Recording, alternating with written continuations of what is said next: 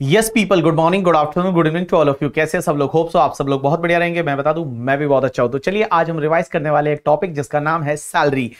अब charging section 15 है, वो बोलती है कि सैलरी हेड में इनकम तभी टैक्सेबल होती है जब एम्प्लॉय एम्प्लॉयर का रिलेशनशिप होता है। एम्प्लॉय एम्प्लॉयर का रिलेशनशिप मींस मास्टर सर्वेंट का रिलेशनशिप है, तो इनकम इस हेड में टैक्सेबल होती है। अब क्वेश्चन ये आता है कि क्या सर हम कोई पार्ट टाइम जॉब करते हैं और उससे कोई सैलरी मिलती है, वो भी इसी हेड में टैक्सेबल होगी? Answer is yes. अगर आप पार्ट टाइम जॉब करो या फुल टाइम जॉब करो, आपको अगर सैलरी मिल रही है तो सैलरी है वो इसी हेड में टैक्सेबल होती है। अब क्वेश्चन ये आता है कि सैलरी टैक्सेबल कब होगी? सर ड्यू बेसिस पे टैक्सेबल हो जाएगी या फिर पैसा रोकड़ा मिलेगा रिसीव्ड बेसिस पे टैक्सेबल होगी? Right answer is whichever is earlier. अगर आपको सैलरी ड्यू बेसिस पे टैक्सेबल हो रही है या रिसीव बेसिस पे टैक्सेबल हो रही है, व्हिचएवर इज अर्लियर जो है वो टैक्सेबल हो जाएगी। जैसे फॉर एन एग्जांपल, आपने जॉब किया कहीं पे, आपको पैसा अभी तक मिला नहीं है, पैसा हो सकता है 1 साल बाद मिलेगा, तो भी अभी आपको टैक्सेबल हो जाएगा। और अगर आपको कोई एडवांस में सैलरी मिल जाती है तो भी टैक्सेबल अभी हो जाएगी, बिकॉज रिसीव्ड और due whichever is earlier basis पे टैक्सेबल हो जाएगा। एक और चीज समझना, अगर कोई भी पार्टनर है और पार्टनर को पार्टनरशिप फर्म से कोई भी सैलरी मिलती है, रेम्यूनरेशन मिलता है, तो ध्यान रखना it is always taxable under the head PGBP. वो बिजनेस एंड प्रोफेशन में जाएगी, क्योंकि पार्टनर जो है वो पार्टनरशिप फर्म का एम्प्लॉय नहीं है, he is a part owner, he is a owner of the partnership firm. तो उसको जो भी रेम्यूनरेशन मिलेगा, सैलरी मिलेगी, that is always taxable under the head PGBP. एक और चीज समझना, एमपी एमएलए एमएलसी जो रहते हैं उनको जो सैलरी मिलती है वो टैक्सेबल होती है under income from other sources, because they are not providing service, means there is no employ employ relationship, they are representative of the people, और उनको जो भी सैलरी मिलेगी that is taxable under income from other sources. एक और चीज समझना, दो लाइन होती है, one is the contract of service and one is the contract for service.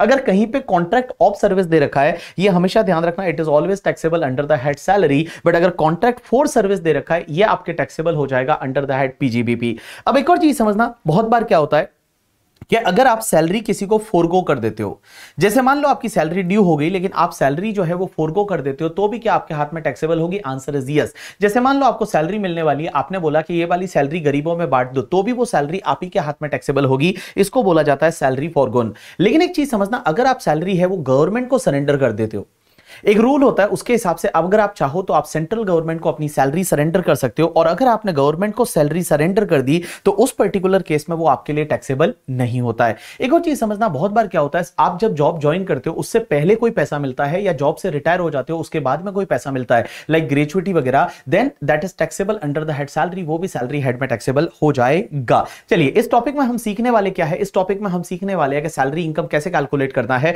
और सैलरी इनकम कैसे कैलकुलेट करना है उसके लिए टोटल यहां पे इतने सारे नोट्स है, और अगर आप 17 नोट सीख लोगे तो आपको सैलरी टॉपिक है वो कंप्लीट हो जाएगा। सबसे पहले होता है बेसिक सैलरी। बेसिक सैलरी है वो हमेशा टैक्सेबल होता है। बेसिक सैलरी का मतलब होता है एक बेस सैलरी कि भैया इतना तो आपको मिलेगा, that is called basic salary, वो हमेशा टैक्सेबल होता है। दूसरा आपका होता है डियरनेस अलाउंस। डियरनेस अलाउंस का मतलब होता है, हिंदी में हम लोग बोलते हैं महंगाई भत्ता।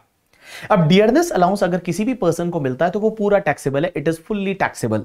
अब एक चीज समझना, डियरनेस अलाउंस है ना वो 2 टाइप्स का होता है, one is the DA in terms और second is a DA not in terms. In terms का मतलब होता है ऐसा डीए जो आपके रिटायरमेंट बेनिफिट की कैलकुलेशन में काम में आएगा, that is called in terms. और नॉट इन टर्म्स का मतलब ऐसा डीए जो आपके रिटायरमेंट बेनिफिट का जो कैलकुलेशन होगा उसमें कंसिडर नहीं होगा, that is called DA not in terms. अब एक चीज समझना, टैक्सेबल करते टाइम आपको दोनों डीए टैक्सेबल करने हैं, मींस डीए इन टर्म्स है वो भी टैक्सेबल है, डीए नॉट इन टर्म्स है वो भी टैक्सेबल है। बहुत बार एग्जामिनर जो लिखता है वो ऐसे लिखता है कि DA forming part of the retirement benefit या not forming part of the retirement benefit. तो forming part of the retirement benefit means in terms और not forming part of the retirement benefit means not in terms. आपको taxable करते time अगर कोई DA मिलता है, पूरा टैक्सेबल करना है बाबू, पूरा आपको टैक्सेबल करने का है करके, ठीक है। चलिए उसके बाद में आगे बढ़ते हैं कमीशन। अगर मैं कमीशन की बात करूं तो कमीशन कोई भी टाइप का कमीशन हो, जैसे एक तो होता है टर्नओवर कमीशन, जैसे सेल्समैन वगैरह होते हैं उनको दिया जाता है टर्नओवर कमीशन के, आप इतनी सेल करोगे तो आपको इतना कमीशन मिलेगा, that is called your turnover commission. तो टर्नओवर कमीशन मिले या बाकी कोई भी कमीशन मिले, अगर एम्प्लॉय को कमीशन मिलता है then it is always taxable. तो मैंने आपको यहां तक क्या बताया कि देखिए, सबसे पहले basic salary is fully taxable, DA अगर आपको मिलता है फुल्ली टैक्सेबल, भले वो इन टर्म्स है नॉट इन टर्म्स है। अगर कोई कमीशन मिलता है that is also fully taxable. अगर आपको कोई बोनस मिलता है, अब एक चीज समझना, अगर आपको कोई बोनस मिलता है तो बोनस टैक्सेबल होता है, लेकिन एक चीज ध्यान रखना, अगर मान लो एग्जामिनर सिर्फ इतना दे दे कि bonus declare by the employer, but अभी तक वो रिसीव नहीं हुआ, सिर्फ डिक्लेयर करने के बेसिस पे टैक्सेबल नहीं होगा, जैसे ही आपको वो रिसीव हो जाएगा उसके बेसिस पे वो टैक्सेबल हो जाएगा। एक कॉन्सेप्ट आता है advance salary and arrear salary. Advance salary किसको बोलते हैं? अगर आपको एडवांस में सैलरी मिल जाती है, अब क्वेश्चन ये आता है कि सर अगर एडवांस में सैलरी मिल गई तो क्या वो टैक्सेबल हो जाएगी? Answer is yes, advance salary taxable हो जाती है। जैसे मान लो मेरा एक एम्प्लॉय है, वो मुझे ये बोलता है कि सर आप हर महीने मुझे एडवांस में सैलरी दोगे, 1 तारीख को सैलरी दे दोगे। तो जैसे ही मैंने उसको 1 तारीख को सैलरी दी, उसके लिए वो टैक्सेबल हो जाएगी, तो एडवांस सैलरी टैक्सेबल हो जाती है। या बहुत बार कोई एम्प्लॉय ऐसा बोलता है कि नहीं सर मुझे है ना 1 साल की पूरी एडवांस में सैलरी चाहिए, तो जैसे ही आप सैलरी दोगे वो टैक्सेबल हो जाती है। लेकिन एक चीज समझना, बहुत बार एग्जामिनर बोलता है कि एडवांस अगेंस्ट सैलरी या सिर्फ एडवांस दे रखा है, तो ध्यान रखना वो एडवांस सैलरी नहीं है। Advance against salary word use किया है या ओनली एडवांस दे रखा है, इसका मतलब ये लोन है और लोन टैक्सेबल नहीं होगा। लोन जो है वो टैक्सेबल नहीं होता, एडवांस सैलरी होता है वो टैक्सेबल हो जाएगा। एक कॉन्सेप्ट आता है अरियर सैलरी। अरियर सैलरी का मतलब होता है कि अगर मान लो सैलरी को लेकर कोई डिस्प्यूट हो जाता है, सैलरी को लेकर कोई डिस्प्यूट हो जाता है और उसके बाद में अगर आपकी रेट्रोस्पेक्टिवली सैलरी जो है अभी दे दी जाती है, तो वो टैक्सेबल हो जाएगी जब वो रिसीव होती है। एग्जांपल के लिए मान लो सैलरी को लेकर कोई डिस्प्यूट था, कोविड की वजह से किसी को सैलरी नहीं मिली और कुछ डिस्प्यूट चल रहा था, डिस्प्यूट अभी रिजॉल्व हो गया और वो वाले पीरियड की सैलरी अभी मिल जाती है, that is called arrear of salary. और अरियर ऑफ सैलरी है वो भी टैक्सेबल हो जाता है at the time of the received या ड्यू व्हिचएवर इज अर्लियर। तो पहले ड्यू हुआ ही नहीं था मान लो, और अभी आपको रिसीव होता है, तो उस टाइम पे वो टैक्सेबल हो जाएगा। अब एक कॉन्सेप्ट आता है, that is note number 6 is the gratuity. Gratuity का मतलब क्या होता है कि ग्रेच्युटी का मतलब जब आप रिटायर होते हो ना, नॉर्मली आप रिटायर होते हो तब आपको जो पैसा मिलता है कि आपने इतनी मेहनत की है, तो आपको एक लॉयल्टी बोनस मिलता है, that is called your gratuity. अब एक चीज समझना, ग्रेच्युटी अगर आपको ड्यूरिंग द एम्प्लॉयमेंट मिल जाए, ड्यूरिंग द एम्प्लॉयमेंट का मतलब आप जॉब भी कर रहे हो और आपको ग्रेच्युटी मिल गई। अगर आप जॉब भी कर रहे हो और आपको ग्रेच्युटी मिल गई, तो वो फुल्ली टैक्सेबल हो जाएगा ऑल एम्प्लॉयज के लिए। ऑल एम्प्लॉयज का means government employ, non government employ, सबके लिए टैक्सेबल हो जाएगा अगर ड्यूरिंग द एम्प्लॉयमेंट है तो। लेकिन एक चीज समझना, अगर ग्रेच्युटी आपको रिटायरमेंट के टाइम पे मिलती है, नॉर्मली ग्रेच्युटी है वो रिटायरमेंट के टाइम पे ही मिलती है, तो अगर नॉर्मली ग्रेच्युटी आपको रिटायरमेंट के टाइम पे मिलती है, तो रिटायरमेंट के टाइम पे अगर ग्रेच्युटी मिला तो वो एग्जेम्प्ट है या टैक्सेबल है, उसमें डिपेंड करेगा कि वो एम्प्लॉय है कौन। और यहां पे एग्जेम्पशन मिलती है अंडर सेक्शन 10(10) में, और 10(10) की एग्जेम्पशन ये बोलती है कि अगर वो गवर्नमेंट एम्प्लॉय है, गवर्नमेंट एम्प्लॉय का मतलब होता है कि अगर वो दामाद जी है करके, ठीक है, गवर्नमेंट का एम्प्लॉय है, सेंट्रल गवर्नमेंट स्टेट गवर्नमेंट का एम्प्लॉय है, तो गवर्नमेंट एम्प्लॉय है, तो उस पर्टिकुलर केस में उसको जो भी ग्रेच्युटी मिलेगा ना रिटायरमेंट के टाइम पे, वो फुल्ली एग्जेम्प्ट है, उस पर कुछ भी टैक्स पे करने की जरूरत नहीं है। लेकिन अगर वो अदर एम्प्लॉय है, मींस प्राइवेट एम्प्लॉय है, नॉन गवर्नमेंट एम्प्लॉय है, उसके केस में क्या होगा, तो उसके केस में एग्जेम्पशन मिलती है 10(10) में, लेकिन उसका एक लिमिट है। और लिमिट कितना है, उसमें 2 पार्ट होता है। वन इज द वो एम्प्लॉय क्या पोगा एम्प्लॉय है या नॉन पोगा एम्प्लॉय है।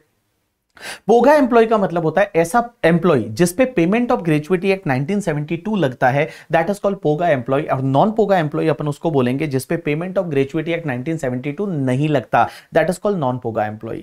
अब एक चीज समझना, पोगा एम्प्लॉय के केस में एग्जेम्पशन कितना मिलेगा, तो लॉ मेकर्स बोलते हैं पोगा एम्प्लॉय के केस में एग्जेम्पशन लेने के लिए आप एक काम करिए, सबसे पहले लीजिए 15 divide by 26 multiply by salary per month और multiply by number of years of the completion of service. Second is the actual amount received and third is the maximum 20 lakh, whichever is lower है उतने की आपको exemption मिल जाएगी।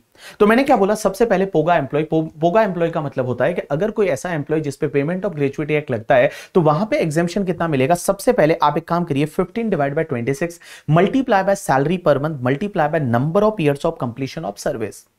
Second is actual amount received and third is maximum 20 lakh है, वो आपको लेना है। अब यहां पे एक चीज समझना, यहां पे लिखा हुआ है 15 divide by 26 means half month of the salary. यहां 15 डिवाइड बाय 26 को ऐसे याद रखिए 15 अगस्त 26 जनवरी। सो 15 अगस्त 26 जनवरी multiply by salary per month multiply by number of year of completion of service. लेकिन सर सैलरी पर मंथ में क्या लेने का, तो सैलरी पर मंथ लेते टाइम आपको क्या करना है कि लेटेस्ट उसका बेसिक सैलरी कितना था और लेटेस्ट उसका डीए कितना था।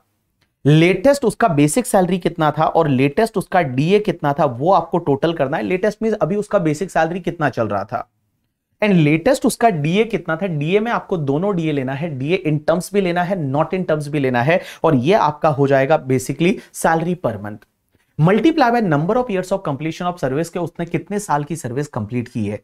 लेकिन यहां पे एक चीज समझना, जब आप number of years of completion of service लेते हैं ना, तो यहां पे मंथ में अगर मान लो आपका जो फ्रैक्शन है वो फ्रैक्शन में 6 महीने से ज्यादा है, तो आपको क्या करना है, राउंडेड ऑफ करना है। 6 महीने से ज्यादा है तो राउंडेड ऑफ करना है। जैसे 30 ईयर्स और 4 मंथ है तो आपको 30 ईयर्स ही लेना है।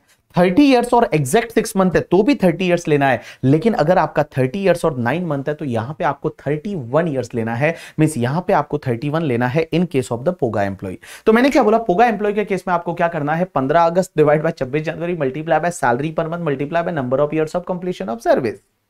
अब सैलरी पर मंथ में लेना है लेटेस्ट बेसिक सैलरी कितना था, लेटेस्ट आपका डीए कितना था, डीए में दोनों आपको लेना है और मल्टीप्लाई बाय आपका क्या करना है, डीए जो है वो आपको दोनों में लेना है और number of years of completion of service में अगर आपका फ्रैक्शन ऑफ द मंथ है वो 6 मंथ से ज्यादा है तो उसको आपको ईयर में राउंडेड ऑफ करना है। ये तो बात हो गई पोगा एम्प्लॉय की, लेकिन अगर बात करते हैं अपन नॉन पोगा एम्प्लॉय की, तो नॉन पोगा एम्प्लॉय के केस में आपको क्या करना है, कितना एग्जामिशन मिलेगा, तो सबसे पहले आप एक काम करिए 1/2 कर दीजिए, इसका मतलब हाफ करिए 1/2 multiply by average salary per month लेना है multiply by number of years of completion of service and second is actual amount received और मैक्सिमम 20 लाख, वही वाला सेम है। अब एक चीज समझना, यहां पे 1/2 के बाद में एवरेज सैलरी पर मंथ का मतलब क्या होता है, तो एवरेज सैलरी पर मंथ का मतलब होता है, आप एक काम करिए कि भैया लास्ट के 10 मंथ का आपका बेसिक सैलरी कितना था, डीए इन टर्म्स कितना था एंड टर्नओवर कमीशन कितना था, उनका आपको लास्ट के 10 मंथ का एवरेज करना है। लास्ट के 10 मंथ का मतलब यहां पे क्या होता है, जिस मंथ में रिटायर होता है उस मंथ को आप छोड़ दीजिए, उसके पिछले जो 10 महीने हैं वो 10 महीने में basic salary DA in terms वाला ओनली एंड टर्नओवर कमीशन जो है उसका आपको एवरेज कितना है, 10 मंथ का आपको एवरेज लेना है। यह आपका आ जाएगा एवरेज सैलरी पर मंथ और multiply by number of years of completion of service and number of years of completion of service लेते टाइम आपको फ्रैक्शन को छोड़ देना है।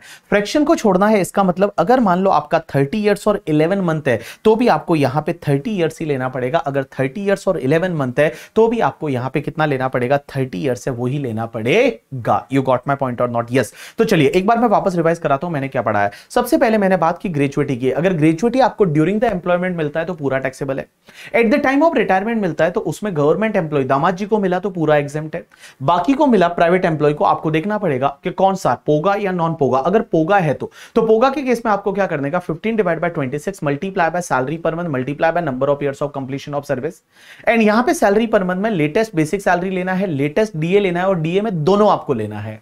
और जब भी आप ईयर्स लोगे राउंडेड ऑफ करना है, 6 मंथ से ज्यादा का फ्रैक्शन है तो, और दूसरा एक्चुअल अमाउंट रिसीव, तीसरा maximum 20 lakh rupees, maximum 20 lakh rupees. अब एक बात समझना, नॉन पोगा एम्प्लॉय है तो 1/2 multiply by average salary per month multiply by number of years of completion of service और एवरेज सैलरी पर मंथ में आपको क्या लेना है, लास्ट के 10 मंथ का basic plus DA in terms plus turnover commission का आपको एवरेज लेना है और number of years of completion of service लेते टाइम फ्रैक्शन को आपको इग्नोर करना है।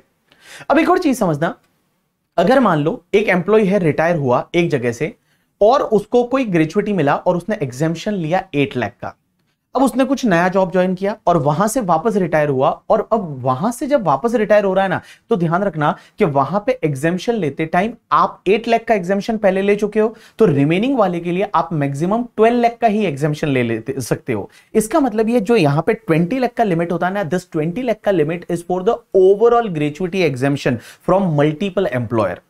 मींस अगर आपके मल्टीपल एम्प्लॉयर थे और मल्टीपल एम्प्लॉयर से आपको ग्रेजुएटी मिल रहा है तो उस पर्टिकुलर केस में 20 लाख का लिमिट है वो आपके टोटल पे लगेगा। चलिए उसके बाद नेक्स्ट नोट पे चालू करते हैं पेंशन। पेंशन का मतलब टेंशन नहीं, पेंशन। पेंशन क्या होता है, तो देखो पेंशन दो तरीके की होती है, एक तो होती है अनकम्प्यूटेड पेंशन या जिसको हम मंथली पेंशन बोलते हैं, जैसा कि आपके मान लो दादाजी कहीं पे काम करते थे तो उनको पेंशन मिल रही होगी हर महीने, तो that is called your uncomputed pension या जिसको मंथली पेंशन बोलते हैं। मंथली पेंशन सबके लिए टैक्सेबल है, भले गवर्नमेंट एम्प्लॉय हो नॉन गवर्नमेंट एम्प्लॉय हो, monthly pension is taxable for all. लेकिन अगर अपन बात करते हैं कम्प्यूटेड पेंशन, कम्प्यूटेड पेंशन का मतलब होता है लमसम पेंशन, आप एक साथ में पेंशन ले लीजिए जिसको बोला जाता है कम्प्यूटेड पेंशन या लमसम पेंशन। तो अगर मैं कम्प्यूटेड पेंशन या लमसम पेंशन की बात करूं तो उसमें एग्जेम्पशन मिलती है अंडर सेक्शन 1010A में, और 1010A में एग्जेम्पशन कितनी मिलती है समझने की कोशिश करना। तो कम्प्यूटेड पेंशन का मतलब होता है लमसम पेंशन। लमसम पेंशन में आपको 1010A में एग्जेम्पशन मिलती है, उसमें सबसे पहले अगर गवर्नमेंट एम्प्लॉय है तो बेटा पूरा एग्जाम, दामाद जी के लिए पूरा एग्जाम। लेकिन अगर नॉन गवर्नमेंट एम्प्लॉय है तो उस पर्टिकुलर केस में आपको देखना पड़ेगा कि क्या उसको ग्रेजुएटी मिल रही है या नहीं। अगर ग्रेजुएटी भी मिल रही है तो आपको एग्जेम्पशन मिलेगा टोटल पेंशन का 1/3, लेकिन अगर ग्रेजुएटी नहीं मिल रही तो आपको टोटल पेंशन का 1/2 है उतना एग्जेम्पशन मिल जाएगा। तो देखिए मैंने क्या बोला, पेंशन। पेंशन का मतलब जो पेंशन मिलती है, दो तरीके की पेंशन होती है। वन इज द आपको हर मंथ मिलती है, और एक बहुत बार ऐसा आता है आप एक साथ में ले लेते हो, एक मुश्त ले लेते हो, लमसम में ले लेते हो। तो अगर आपको मंथली पेंशन मिलती है, अनकम्यूटेड पेंशन मिलती है, it is taxable for all employee. लेकिन अगर आपको लमसम पेंशन मिलती, आपको मंथली पेंशन मिलती है, मैंने क्या बोला, देखो मंथली पेंशन मिलती है, हर महीने पेंशन मिलती है, जिसको अनकम्यूटेड पेंशन बोलते हैं, that is taxable for all employee. लेकिन अगर आप लमसम पेंशन ले लेते हो, एक साथ में पेंशन ले लेते हो, तो उसमें एग्जेम्पशन मिलेगा। गवर्नमेंट एम्प्लॉय के लिए पूरा एग्जेम्प्ट है, अदर एम्प्लॉय के लिए देखना पड़ेगा कि आपको ग्रेच्युटी मिल रही है। अगर ग्रेच्युटी मिल रही है तो उस पर्टिकुलर केस में टोटल पेंशन का 1/3 एग्जेम्प्ट है, और ग्रेच्युटी नहीं मिल रही तो टोटल पेंशन का 1/2 है, वो एग्जेम्प्ट हो जाएगा। एक और चीज समझना है, यहां पे बहुत बार एग्जामिनर ऐसा देगा कि आपको 3 लाख का पेंशन मिला है लमसम में, जो कि आपका 60% ऑफ पेंशन है। तो एक बात समझना, एग्जेम्पशन लेते टाइम आप सीधा 3 लाख का 1/3 नहीं करोगे, या 3 लाख का 1/2 नहीं करोगे। आपको क्या करना पड़ेगा, वो 3 लाख का जो पेंशन आपको मिला है वो तो 60% के लिए मिला है ना, पहले आपको टोटल पेंशन कैलकुलेट करनी पड़ेगी। और टोटल पेंशन कैसे कैलकुलेट करोगे कि जो 3 लाख मिला है that is divide by 60% multiply by 100% के लिए कितना होगा, 5 लाख होगा। तो 5 लाख का 1/3 या 5 लाख का 1/2 है, उतना आपका एग्जेम्प्ट हो जाएगा। चलिए अब अपन चालू करते हैं note number 8, that is the leave salary. Leave salary क्या होता है कि बहुत बार आप जो लोग हैं वो लीव लेते ही नहीं है। मींस एम्प्लॉयर ने लीव दिया कि आप भैया हर साल में आप मान लो 20 डेज या 30 डेज का लीव लीजिए, बट आप लीव लेते ही नहीं हो, आप तो भी जॉब पे जाते हो, तो उसके लिए जो पैसा मिलता है that is called your leave salary. अब एक बात समझना, लीव सैलरी का मतलब होता है that is encashment of the unutilised leave. जो आपकी अनयूटिलाइज्ड लीव थी ना, उसको आप एनकैश करा रहे हो, अनयूटिलाइज्ड लीव को आप एनकैश करा रहे हो, उसका पैसा ले रहे हो, that is called your leave salary. अब लीव सैलरी अगर आपको ड्यूरिंग द एम्प्लॉयमेंट मिल जाता है, मींस आपका जॉब भी चल रहा है और अगर आपको लीव सैलरी मिल जाता है तो पूरा टैक्सेबल है। लेकिन अगर मान लो लीव सैलरी आपको रिटायरमेंट के टाइम पे मिलता है तो क्या होगा। अगर आपको रिटायरमेंट के टाइम पे मिलता है और दामाद जी है तो पूरा एग्जेम्प्ट अंडर सेक्शन 10(10)AA। लेकिन अगर दामाद जी नहीं है तो आपको एग्जेम्पशन मिलेगा, लेकिन एग्जेम्पशन कितना मिलेगा उसकी लिमिट है। लिमिट में यहां पे 4 अमाउंट है, चारों में से विचएवर इज लोअर। सबसे पहला, जितना आपका लीव क्रेडिट है multiply by average salary per month. दूसरा 10 month multiply by average salary per month. तीसरा एक्चुअल अमाउंट रिसीव्ड, एंड चौथा 25 लाख। यहां पे बेटा अमेंडमेंट हुआ है, लास्ट ईयर तक 3 लाख हुआ करता था, but now it is 25 lakh whichever is lower. तो मैंने क्या बोला, सबसे पहले आप एक काम करिए, leave credit multiply by average salary per month, 10 month multiply by average salary per month, actual amount received and maximum 25 lakh. अब यहां पे एक चीज समझना, लीव क्रेडिट किसको बोलते हैं। तो लीव क्रेडिट का मतलब होता है कि आपका लीव क्रेडिट है कितना, मींस कितनी लीव आपको अलाउ की थी और उसमें से आपने कितनी लीव ले ली, तो उसका जो बैलेंस रहेगा that is called your leave credit. जैसे leave allowed minus leave taken को आप लेस कर दीजिए, जो बचेगा that is called your leave credit. अब एक चीज समझना, लीव अलाउड में आप कितना लोगे पता है। लीव अलाउड लेते टाइम जो एम्प्लॉयर जितना भी लीव अलाउ कर रहा है वो लोगे, लेकिन एक चीज ध्यान रखना, यहां इनकम टैक्स के हिसाब से मैक्सिमम कंप्लीटेड ईयर का मैक्सिमम 30 डेज का लीव हो सकता है। मींस एक साल के लिए 30 डेज का लीव है, वो मैक्सिमम लीव अलाउड हो सकता है। अगर उससे ज्यादा दे रखा है तो आपको छोड़ना है, आपको लीव अलाउड में सिर्फ 30 डेज ही लेना है फॉर द कंप्लीटेड ईयर। जैसे एग्जामिनर आपको ऐसा दे दे कि एक एम्प्लॉय ऐसा है जिसने 20 इयर्स एंड 7 मंथ का सर्विस किया। अब पहले तो 7 मंथ को छोड़ दो, कंप्लीटेड ईयर कितने हैं 20 इयर्स, और उसको हर महीने जो एम्प्लॉयर है वो मान लो 1.5 मंथ का लीव देता था, तो 1.5 मंथ के हिसाब से तो लीव अलाउड 30 मंथ हो जाएगा। लेकिन तो भी आपको 30 मंथ नहीं लेना, यहां पे आपको 20 मंथ ही लेना है, बिकॉज एवरी ईयर के लिए मैक्सिमम 30 डेज का लीव ही अलाउ हो सकता है इस फॉर्मूले के हिसाब से। माइनस लीव टेकन, उसने कितना लीव लिया तो जो बैलेंस बचेगा that is called your leave credit. यहां पे एक और चीज समझना, ये जो लीव क्रेडिट आएगा ना, इसको आपको मंथ में कन्वर्ट करना पड़ेगा। अगर नंबर ऑफ डेज दे रखा है तो आप एक काम करिए, डिवाइड बाय 30 कर दीजिए, आपका मंथ में कन्वर्ट हो जाएगा। जैसे एग्जामिनर बहुत बार आप अगर कैलकुलेट करोगे 120 डेज का लीव आया, तो 120 डेज का लीव आया मतलब ये 4 मंथ का लीव है, तो आप यहां पे लीव क्रेडिट जो है वो 4 मंथ आ जाएगा करके, ठीक है। तो 4 month that is leave credit multiply by average salary per month. अब क्वेश्चन यहां आता है एवरेज सैलरी पर मंथ में क्या लेना, तो एवरेज सैलरी पर मंथ का मतलब होता है कि जब रिटायर हुआ ना उस एग्जैक्टली उस डेट से पिछले 10 मंथ का आप basic salary, DA in terms and turnover commission का एवरेज लीजिए। मींस जिस डेट को रिटायर होता है उस डेट को छोड़ दीजिए, उसके एग्जैक्टली लास्ट के 10 मंथ का एक काम करिए, basic salary plus DA in terms plus turnover commission का आप एवरेज ले लीजिए, वो आपको मिल जाएगा average salary per month. You got my point और नॉट? यस। चलिए अब अपन नेक्स्ट नोट पे चलते हैं, that is called your VRS. VRS का मतलब होता है वॉलंटरीली रिटायरमेंट स्कीम। अब एक बात समझना, बहुत बार क्या होता है कि एम्प्लॉय का रिटायरमेंट है वो ड्यू होना बाकी है, अभी तक रिटायर हुआ नहीं है, लेकिन उसको बोल दिया जाता है कि अगर आपको चाहे तो आप वॉलंटरीली रिटायरमेंट ले सकते हो, आपको एक कंपनसेशन मिलेगा, आपको पैसा मिलेगा, that is called VRS compensation. तो वीआरएस कंपनसेशन अगर किसी को मिलता है तो उस पर क्या एग्जेम्पशन मिलेगा? आंसर इज यस, उस पर एग्जेम्पशन मिलेगा अंडर सेक्शन 1010C में। और ये 1010C में एग्जेम्पशन कितना मिलेगा? तो उसके लिए आप एक काम करिए, सबसे पहले ले लीजिए सैलरी पर मंथ कितना है, मल्टीप्लाई बाय 3 मंथ कर दीजिए, तो इसका मतलब हुआ 3 मंथ का salary, multiply by number of years of completion of service, means आपने कितने साल का सर्विस कंप्लीट किया था। यहां पे भी अगर आपका फ्रैक्शन है तो वो इग्नोर करना है, अगर फ्रैक्शन ऑफ द ईयर है वो आपको इग्नोर करना है। जैसे 25 ईयर्स और 9 मंथ दे रखा है तो आपको 25 ईयर्स ही लेना है। तो salary per month multiply bye 3 month means 3 month का सैलरी हो गया, multiply by number of years of completion of service. Now second में आप एक काम करिए, salary per month multiply by number of remaining month of the service, means आपका कितना सर्विस रिमेनिंग रहा है। जैसे मान लो आपको एग्जामिनर ऐसा दे दे कि आपका 5 इयर्स का सर्विस रिमेनिंग है, तो 5 इयर्स मल्टीप्लाई बाय 12 मतलब 60 मंथ का सर्विस है वो आपका रिमेनिंग है। तो आप एक काम करिए, salary per month multiply bye 60 कर दीजिए। तीसरा आपको लेना है एक्चुअल अमाउंट रिसीव्ड, और चौथा maximum 5 lakh, whichever is lower है उतना, विचएवर इज लोअर है उतने का आपको एग्जेम्पशन मिल जाएगा। तो देखिए एग्जेम्पशन कितना मिलेगा वीआरएस के केस में। तो वीआरएस के केस में आप एक काम करिए, सबसे पहले सैलरी पर मंथ लीजिए। अब सैलरी पर मंथ में क्या लेने का कि तभी का आपका बेसिक सैलरी कितना है, डीए इन टर्म्स कितना है, एंड प्लस टर्नओवर कमीशन कितना है। तो basic salary plus DA in terms वाला कितना है, प्लस टर्नओवर कमीशन कितना है, वो ले लीजिए। That is salary per month multiply bye 3 month multiply by number of years of completion of service. Second क्या है, salary per month multiply by number of remaining month of the service, and third क्या है, actual amount received, and fourth क्या है, maximum 5 lakh, whichever is lower है उतने का exemption आपको मिल जाएगा। अब एक और चीज समझना, नोट नंबर 13 आता है, that is the retrenchment compensation. Retrenchment compensation क्या होता है कि बहुत बार एम्प्लॉइज को हटा दिया जाता है जॉब से, एम्प्लॉइज को हटाया जाता है जॉब से। इसका मतलब ये होता है कि जैसे कंपनी जो है वो चटनी करती है ना, चटनी आपने सुना होगा कि इतने एम्प्लॉय की चटनी कर दी इस कंपनी ने, 10% एम्प्लॉय कम कर दिया, दैट इज अगर रिट्रेंच कर रहे हैं। तो अगर आप एम्प्लॉय को निकालते हो तो उसको कोई कंपनसेशन देते हैं as per the industrial dispute act, और वो रिट्रेंचमेंट कंपनसेशन होता है। तो क्या उस पर एग्जेम्पशन मिलती है? आंसर इज यस, उस पर एग्जेम्पशन मिलती है अंडर सेक्शन 1010B में। और ये 1010B में एग्जेम्पशन कितनी मिलेगी, उसमें दो पार्ट है, विच एवर इज लोअर। सबसे पहला, जितना compensation as per industrial dispute act है, means compensation as per industrial dispute act और maximum 5 lakh whichever is lower है उतने का आपको एग्जेम्पशन मिल जाएगा।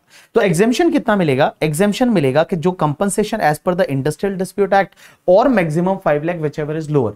बट सर ये इंडस्ट्रियल डिस्प्यूट एक्ट के हिसाब से कंपनसेशन कैलकुलेट कैसे होता है? तो उसके लिए आप एक काम करिए, सबसे पहले लीजिए 15 डिवाइड बाय 26, 15 अगस्त 26 जनवरी, मल्टीप्लाई कर दीजिए average salary of the last 3 month, last 3 month का एवरेज सैलरी कितना है वो ले लीजिए, और multiply by number of years of completion of service. और यहां number of years of completion of service लेते टाइम आपको ध्यान रखना है, अगर फ्रैक्शन 6 महीने से ज्यादा है तो यहां पे आपको राउंडेड ऑफ करना है। एक बात बताऊं आपको, देखो दो जगह ही ऐसी है जहां पे आपको ईयर का फ्रैक्शन राउंडेड ऑफ करना है, एक तो ग्रेचुइटी में पोगा एम्प्लॉय और दूसरा रिट्रेंचमेंट कंपनसेशन। बस दो जगह ही ऐसी है जहां पे आपको number of years of completion of service है उसमें 6 महीने से ज्यादा के फ्रैक्शन को राउंडेड ऑफ करना है, एक तो ग्रेचुइटी में पोगा एम्प्लॉय और दूसरा ये तुम्हारा रिट्रेंचमेंट कंपनसेशन वाला। अब यहां पे एवरेज सैलरी पर मंथ लेते टाइम आपको सैलरी की डेफिनेशन में क्या लेना है, तो सैलरी की डेफिनेशन में आपका basic salary plus DA in terms plus turnover commission. एक बात बताऊं, मैक्सिमम जगह आपके सैलरी की डेफिनेशन में यही आएगा, basic salary plus DA in terms plus turnover commission.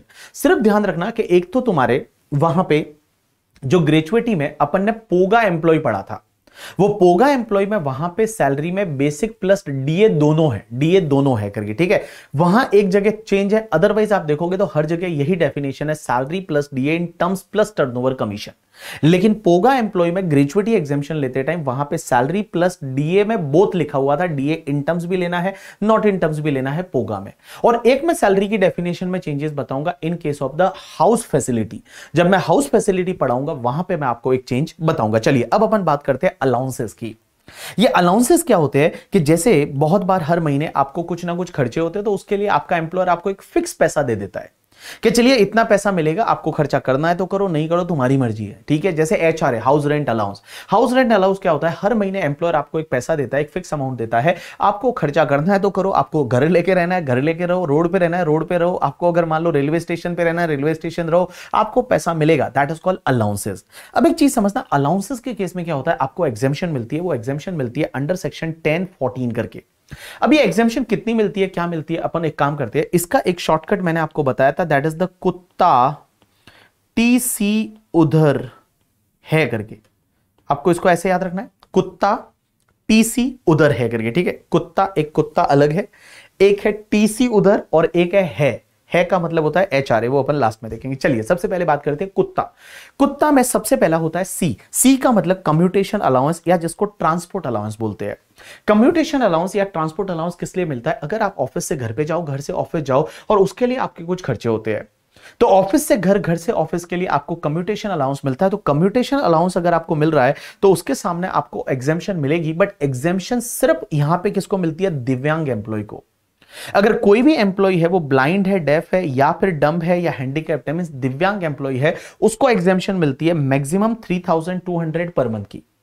Maximum 3200 per month, जैसे पर मंथ मान लो 5000 का कम्यूटेशन अलाउंस मिलता है, तो out of that 3200 is exempt, remaining 1800 is taxable. अगर मिलता ही 2500 है तो पूरा ही 2500 एग्जेम्प्ट हो जाएगा, बट ध्यान रखना ये एग्जेम्पशन सिर्फ किसको मिलती है, दिव्यांग एम्प्लॉय को। दूसरा सी में देखिए 3 है, कुत्ता में सी में 3 है। दूसरा जो है that is the children education allowance. Children education allowance का एग्जेम्पशन मिलता है कितना पता है, maximum 100 per month per child, maximum 2 child. So maximum 100 per month per child, maximum 2 child. Children hostel allowance है, उसका एग्जेम्पशन मिलेगा maximum 300 per month per child, maximum 2 child. उसके बाद यू का मतलब होता है अंडरग्राउंड अलाउंस, जो माइंस में काम करते हैं उन एम्प्लॉयज को मिलता है अंडरग्राउंड अलाउंस, उसमें एग्जेम्पशन मिलेगी मैक्सिमम 800 पर मंथ। उसके बाद में आपका कुत्ता, टी का मतलब होता है यहां पे that is tribal area allowance. जो ट्राइबल एरियाज वगैरह, जैसे मान लो छत्तीसगढ़ के कुछ एरियाज है, मान लो वो ट्राइबल एरियाज है, तो ट्राइबल एरियाज में अगर कोई एम्प्लॉय काम करता है तो उसको ट्राइबल एरिया अलाउंस मिलता है, उसमें आपको एग्जेम्पशन मिलेगी मैक्सिमम 200 पर मंथ। उसके बाद में allowances for the employ of the transport undertaking, कुत्ता आ मतलब last, that is allowances to employ of the transport undertaking. जो ट्रांसपोर्ट अंडरटेकिंग में जो ड्राइवर होते हैं, कंडक्टर होते हैं, उनको एक जो अलाउंस मिलता है उसमें एग्जेम्पशन मिलेगी, जितना अमाउंट रिसीव्ड हुआ उसका 70% या 10,000 per month, which ever is lower है उतने का एग्जेम्पशन मिल जाएगी। तो यहां पे आपका ये कंप्लीट हो जाता है कुत्ता करके, ठीक है। तो 3 सी वाले U T and A, that is कुत्ता। तो देखिए सबसे पहले कुत्ता, सबसे पहला कम्यूटेशन अलाउंस या जिसको अपन ट्रांसपोर्ट अलाउंस भी बोलते हैं, घर से ऑफिस, ऑफिस से घर, जो भी तुम्हारा हैंडीकैप्ड एम्प्लॉय है उसको अगर ये मिलता है तो उसको एग्जेम्पशन मिलेगी 3200 पर मंथ मैक्सिमम। दूसरा children education allowance 100 per month per child, maximum 2 child, exemption मिलेगी। Children hostel allowance 300 per month per child, maximum 2 child, exemption मिलेगी। अंडरग्राउंड अलाउंस है, उसमें मैक्सिमम 800 पर मंथ का एग्जेम्पशन मिलेगा। ट्राइबल एरिया अलाउंस में maximum 200 per month का exemption मिलेगा। And allowances to the employ of the transport undertaking है, उसमें जितना अमाउंट आपको रिसीव्ड हुआ उसका 70% या maximum 10,000 per month, which ever is lower है उतने का एग्जेम्पशन मिल जाएगी। तो देखो कुत्ता में क्या है, लिमिट है कि इस लिमिट है, इतनी एग्जेम्पशन मिलेगी कुत्ते को अपने के लिमिट में रहने का, तो लिमिट वाली एग्जेम्पशन मिलेगी। उसके बाद टीसी उधर है, तो सबसे पहले टीसी उधर है में क्या आता है, तो टी का मतलब ट्रैवलिंग और ट्रैवलिंग ऑन टूर अलाउंस। यहां पे ट्रैवलिंग ऑन टूर अलाउंस का मतलब होता है बहुत सारे एम्प्लॉय है वो टूर पे ही रहते हैं, जैसे मान लो सेल्समैन वगैरह, that is called travelling on tour allowance. एक तुम्हारा कन्वेंस अलाउंस, उसके बाद यूनिफॉर्म अलाउंस, उसके बाद डेली अलाउंस, उसके बाद हेल्पर अलाउंस जो ऑफिस पर्पस के लिए होता है, और रिसर्च अलाउंस या एकेडमिक अलाउंस। एक बात समझना, यहां पे टीसी उधर करके, ठीक है, तो टीसी उधर है travelling on tour allowance, second is convince allowance, third is uniform allowance, fourth is daily allowance, fifth is helper allowance and sixth is research allowance या जिसको अपन एकेडमिक अलाउंस भी बोलते हैं। एक चीज समझना, ये जितने भी अलाउंसेस है ना, ये आपके एग्जेम्प्ट उतने होंगे जितना एम्प्लॉय ने खर्चा कर दिया। मींस एम्प्लॉय ने जितना खर्चा किया वो एग्जेम्प्ट है, और बेटा बाकी वाला टैक्सेबल होगा। जैसे मान लो ट्रेवलिंग ऑन टूर अलाउंस या कन्वेंस अलाउंस है, वो 10,000 मिला, out of that 7,000 is spend by the employ, तो रिमेनिंग 3,000 है वो टैक्सेबल हो जाएगा। तो मैंने क्या बोला, यहां पे देखिए travelling on tour allowance, conveyance allowance, uniform allowance, daily allowance, helper allowance and research allowance, इसमें आपको एग्जेम्पशन कितना मिलेगा, जितना अमाउंट एक्चुअली स्पेंड किया उतना एग्जेम्प्ट है, बाकी वाला टैक्सेबल हो जाएगा। Next part is related to the HRA. HRA का मतलब होता है हाउस रेंट अलाउंस।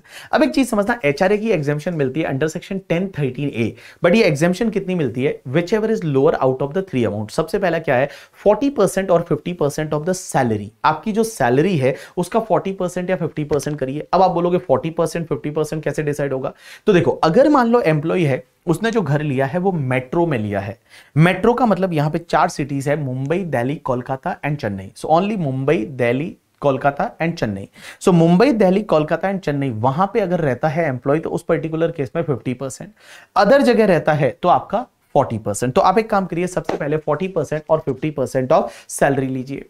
लेकिन यहां पे सैलरी का मतलब होता है basic salary plus DA in terms plus turnover commission. तो basic salary plus DA in terms plus turnover commission लेना है।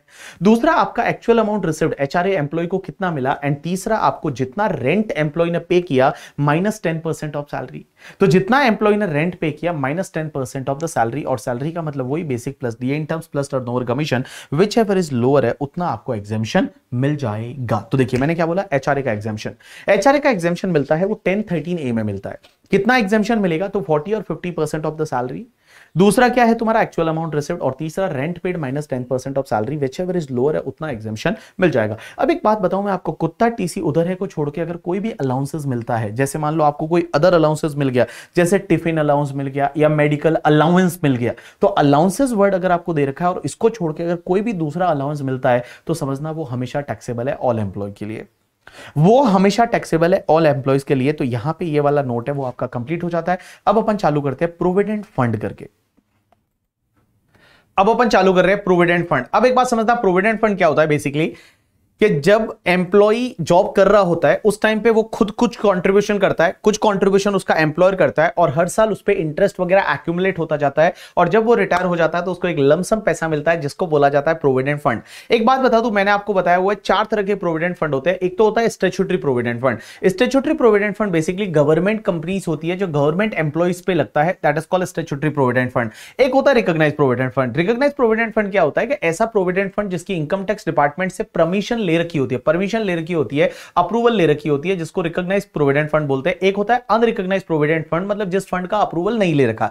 ये 3 जो फंड होते हैं इसको ईपीएफ भी बोला जाता है, एम्प्लॉय प्रोविडेंट फंड। एक होता है PPF, that is public provident fund. Public provident fund normal public के लिए होता है, एम्प्लॉय की जरूरत नहीं, सबके लिए होता है, आपके मेरे लिए होता है, वो पीपीएफ होता है। अब आपको पीपीएफ से रिलेटेड अदर सोर्सेज में बात करेंगे, यहां पे हम बात कर रहे हैं ईपीएफ से रिलेटेड एम्प्लॉय प्रोविडेंट फंड। अब एक बात समझना, एम्प्लॉय प्रोविडेंट फंड में अगर कोई एम्प्लॉय कंट्रीब्यूशन करता है खुद की सैलरी से, तो एम्प्लॉय ने अगर जो खुद का कंट्रीब्यूशन होता है ना, एम्प्लॉय का खुद का कंट्रीब्यूशन, वो इग्नोर करने का, लेकिन उसका डिडक्शन आपको 80C में मिलेगा अंडर चैप्टर 6 से। अब आप बोलोगे इग्नोर क्यों करने का, बड़ा सिंपल सी बात है। एक बात बताओ, एम्प्लॉय का सैलरी सपोज 10,000 था, एंड इस 10,000 में से 2,000 का उसने कंट्रीब्यूशन किया, 8,000 उसको सैलरी एम्प्लॉय को रिसीव्ड हुई। अब एक बात बताओ, एम्प्लॉय के हाथ में टैक्सेबल तो पूरा 10,000 हो चुका होगा ना, तो टैक्सेबल तो 10,000 हो चुका होगा, तो उसने जो 2,000 का कंट्रीब्यूशन किया है that is out of his taxable salary ना। तो यहां पे एम्प्लॉय का जो खुद का कंट्रीब्यूशन होता है ना, वो खुद का कंट्रीब्यूशन इग्नोर करने का, लेकिन एम्प्लॉयर का जो कंट्रीब्यूशन है उसका क्या होगा, तो एम्प्लॉयर का कंट्रीब्यूशन जो है वो एम्प्लॉय को बेनिफिट हुआ, लेकिन एम्प्लॉयर का कंट्रीब्यूशन जो है वो एग्जेम्प्ट हो जाएगा, और जो इंटरेस्ट हर साल एक्यूमुलेट होगा वो भी एग्जेम्प्ट हो जाएगा, और लमसम पैसा जब मिलता है एम्प्लॉय को रिटायरमेंट के टाइम पे तो वो भी एग्जेम्प्ट हो जाएगा अंडर सेक्शन 10(11). तो इसका मतलब क्या हुआ, एम्प्लॉय का कंट्रीब्यूशन इग्नोर करिए, एम्प्लॉयर का कंट्रीब्यूशन एग्जेम्प्ट है, इंटरेस्ट आएगा वो भी एग्जेम्प्ट है, पैसा मिलेगा वो भी एग्जेम्प्ट है, मींस एग्जेम्प्ट एग्जेम्प्ट एग्जेम्प्ट। जब आप पैसे डाल रहे हो तब भी एग्जेम्प्ट है, जब उस पे इंटरेस्ट अक्रू हो रहा है तो भी एग्जेम्प्ट है, रिटायरमेंट के टाइम पे जो पैसा मिलेगा वो भी एग्जेम्प्ट है। तो that is called your statutory provident fund. Exam में नॉर्मली ये वाला नहीं आता है क्योंकि तीनों ही जगह एग्जेम्प्ट है। उसके बाद होता है recognised provident fund, that is called RPF. अब एक बात समझना, आरपीएफ में क्या होता है, एम्प्लॉय का जो खुद का कंट्रीब्यूशन है वो इग्नोर करो, बट उसका डिडक्शन आप 80C में एम्प्लॉय ले सकता है। एम्प्लॉयर का जो कंट्रीब्यूशन है, एम्प्लॉयर ने एम्प्लॉय के लिए जो कंट्रीब्यूशन किया है, एक बात बताऊं, एम्प्लॉयर का कंट्रीब्यूशन एम्प्लॉय के लिए जो किया है वो एग्जेम्प्ट तो है, लेकिन कितना एग्जेम्प्ट है पता है, only up to 12% of the salary. तो एम्प्लॉय का जितना सैलरी है उसका अप टू 12% है, वो एम्प्लॉय के हाथ में एग्जेम्प्ट हो जाएगा। इन excess of 12% of salary taxable होगा। सैलरी का मतलब basic salary plus DA in terms plus turnover commission. अब एक और चीज समझना, जो हर साल इंटरेस्ट एक्यूमुलेट होता है उसका क्या, तो हर साल जो इंटरेस्ट एक्यूमुलेट होता है आरपीएफ में वो 9.5% पर एनम तक एग्जेम्प्ट है। मींस जितना इंटरेस्ट एक्यूमुलेट होगा, जो फंड का बैलेंस है उसमें 9.5% तक का जो इंटरेस्ट रहेगा वो एग्जेम्प्ट है, 9.5% से ऊपर वाला इंटरेस्ट है वो टैक्सेबल हो जाएगा। तो देखिए मैंने क्या बोला, अगर रिकॉग्नाइज प्रोविडेंट फंड की बात करूं, एम्प्लॉय का कंट्रीब्यूशन इग्नोर करो बट एडीसी में डिडक्शन मिलेगा। एम्प्लॉयर का कंट्रीब्यूशन एग्जेम्प्ट है up to 12% of salary, interest जो आएगा वो एग्जेम्प्ट है अप टू 9.5%, बट रिटायरमेंट पे जो पैसा मिलेगा वो पूरा एग्जेम्प्ट है, अंडर सेक्शन 10, 12 पूरा एग्जेम्प्ट है।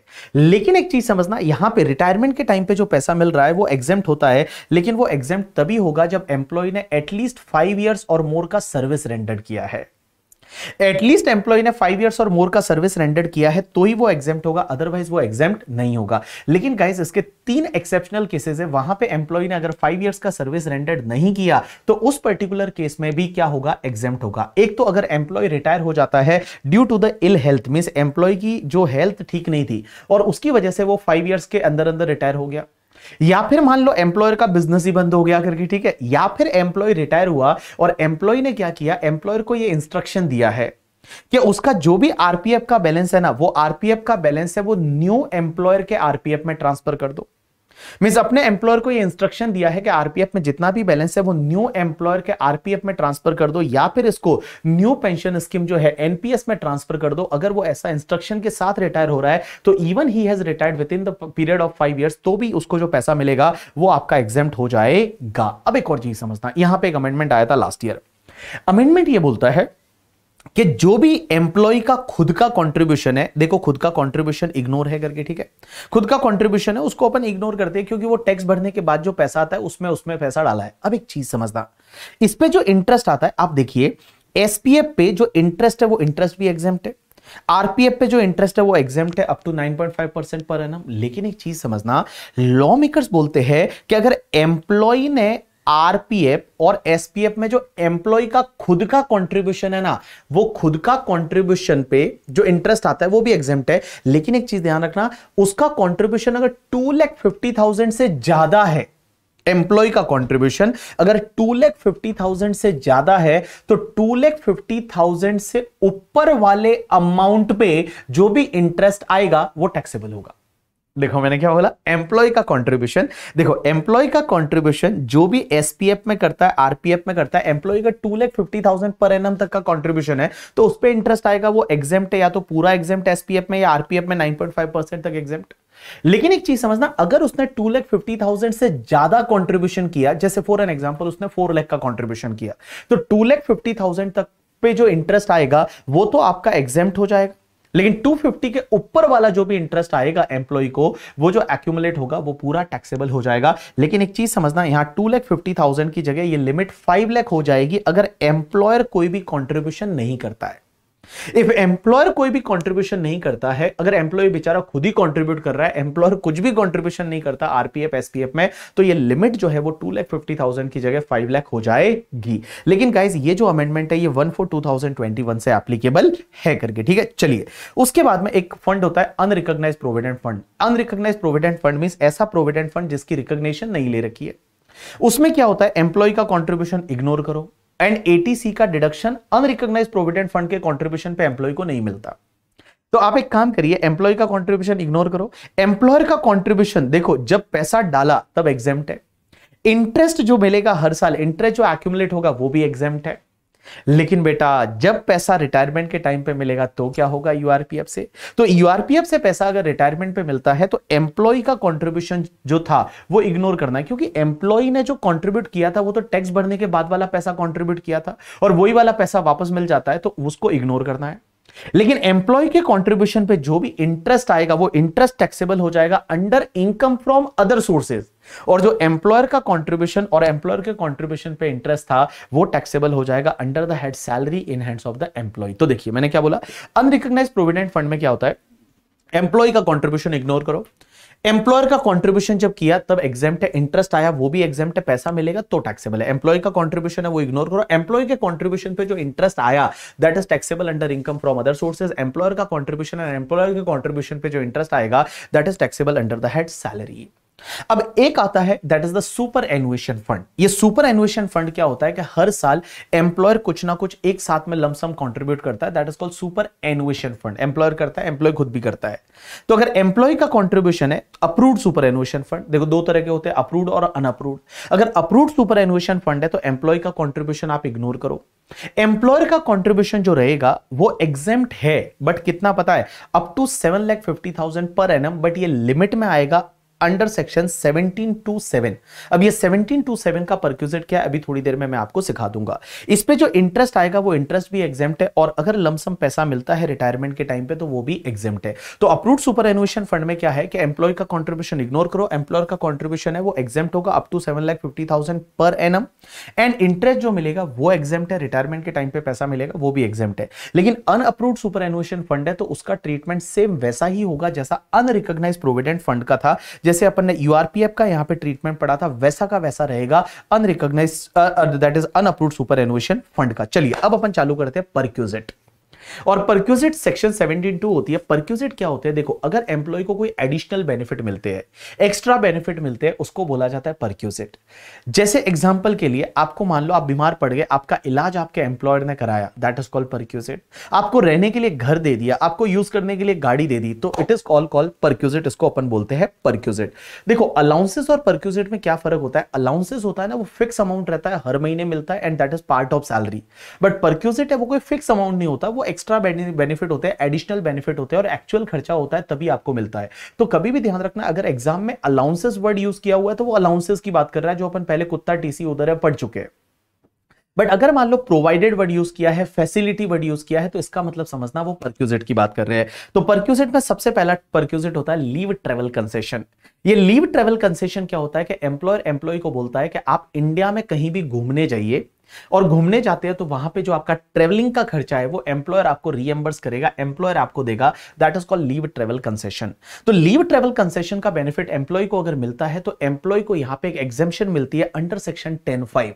और ये 10 क्लॉज नंबर 5 में एग्जेम्पशन कैसे मिलती है, कितनी मिलती है, तो उसमें आपको ये देखना पड़ेगा कि एम्प्लॉय ट्रेवल कौन से मोड से कर रहा है। अगर एम्प्लॉय ट्रेवल है वो बाय एयर मींस फ्लाइट से जा रहा है, अगर एम्प्लॉय है वो बाय फ्लाइट से जा रहा है, तो जो भी इकोनॉमी क्लास का फेयर होता है एंड एक्चुअल एक्सपेंडिचर उसने कितना इंकर किया, विच एवर इज लोअर है, उतने का एग्जेम्पशन मिल जाएगा।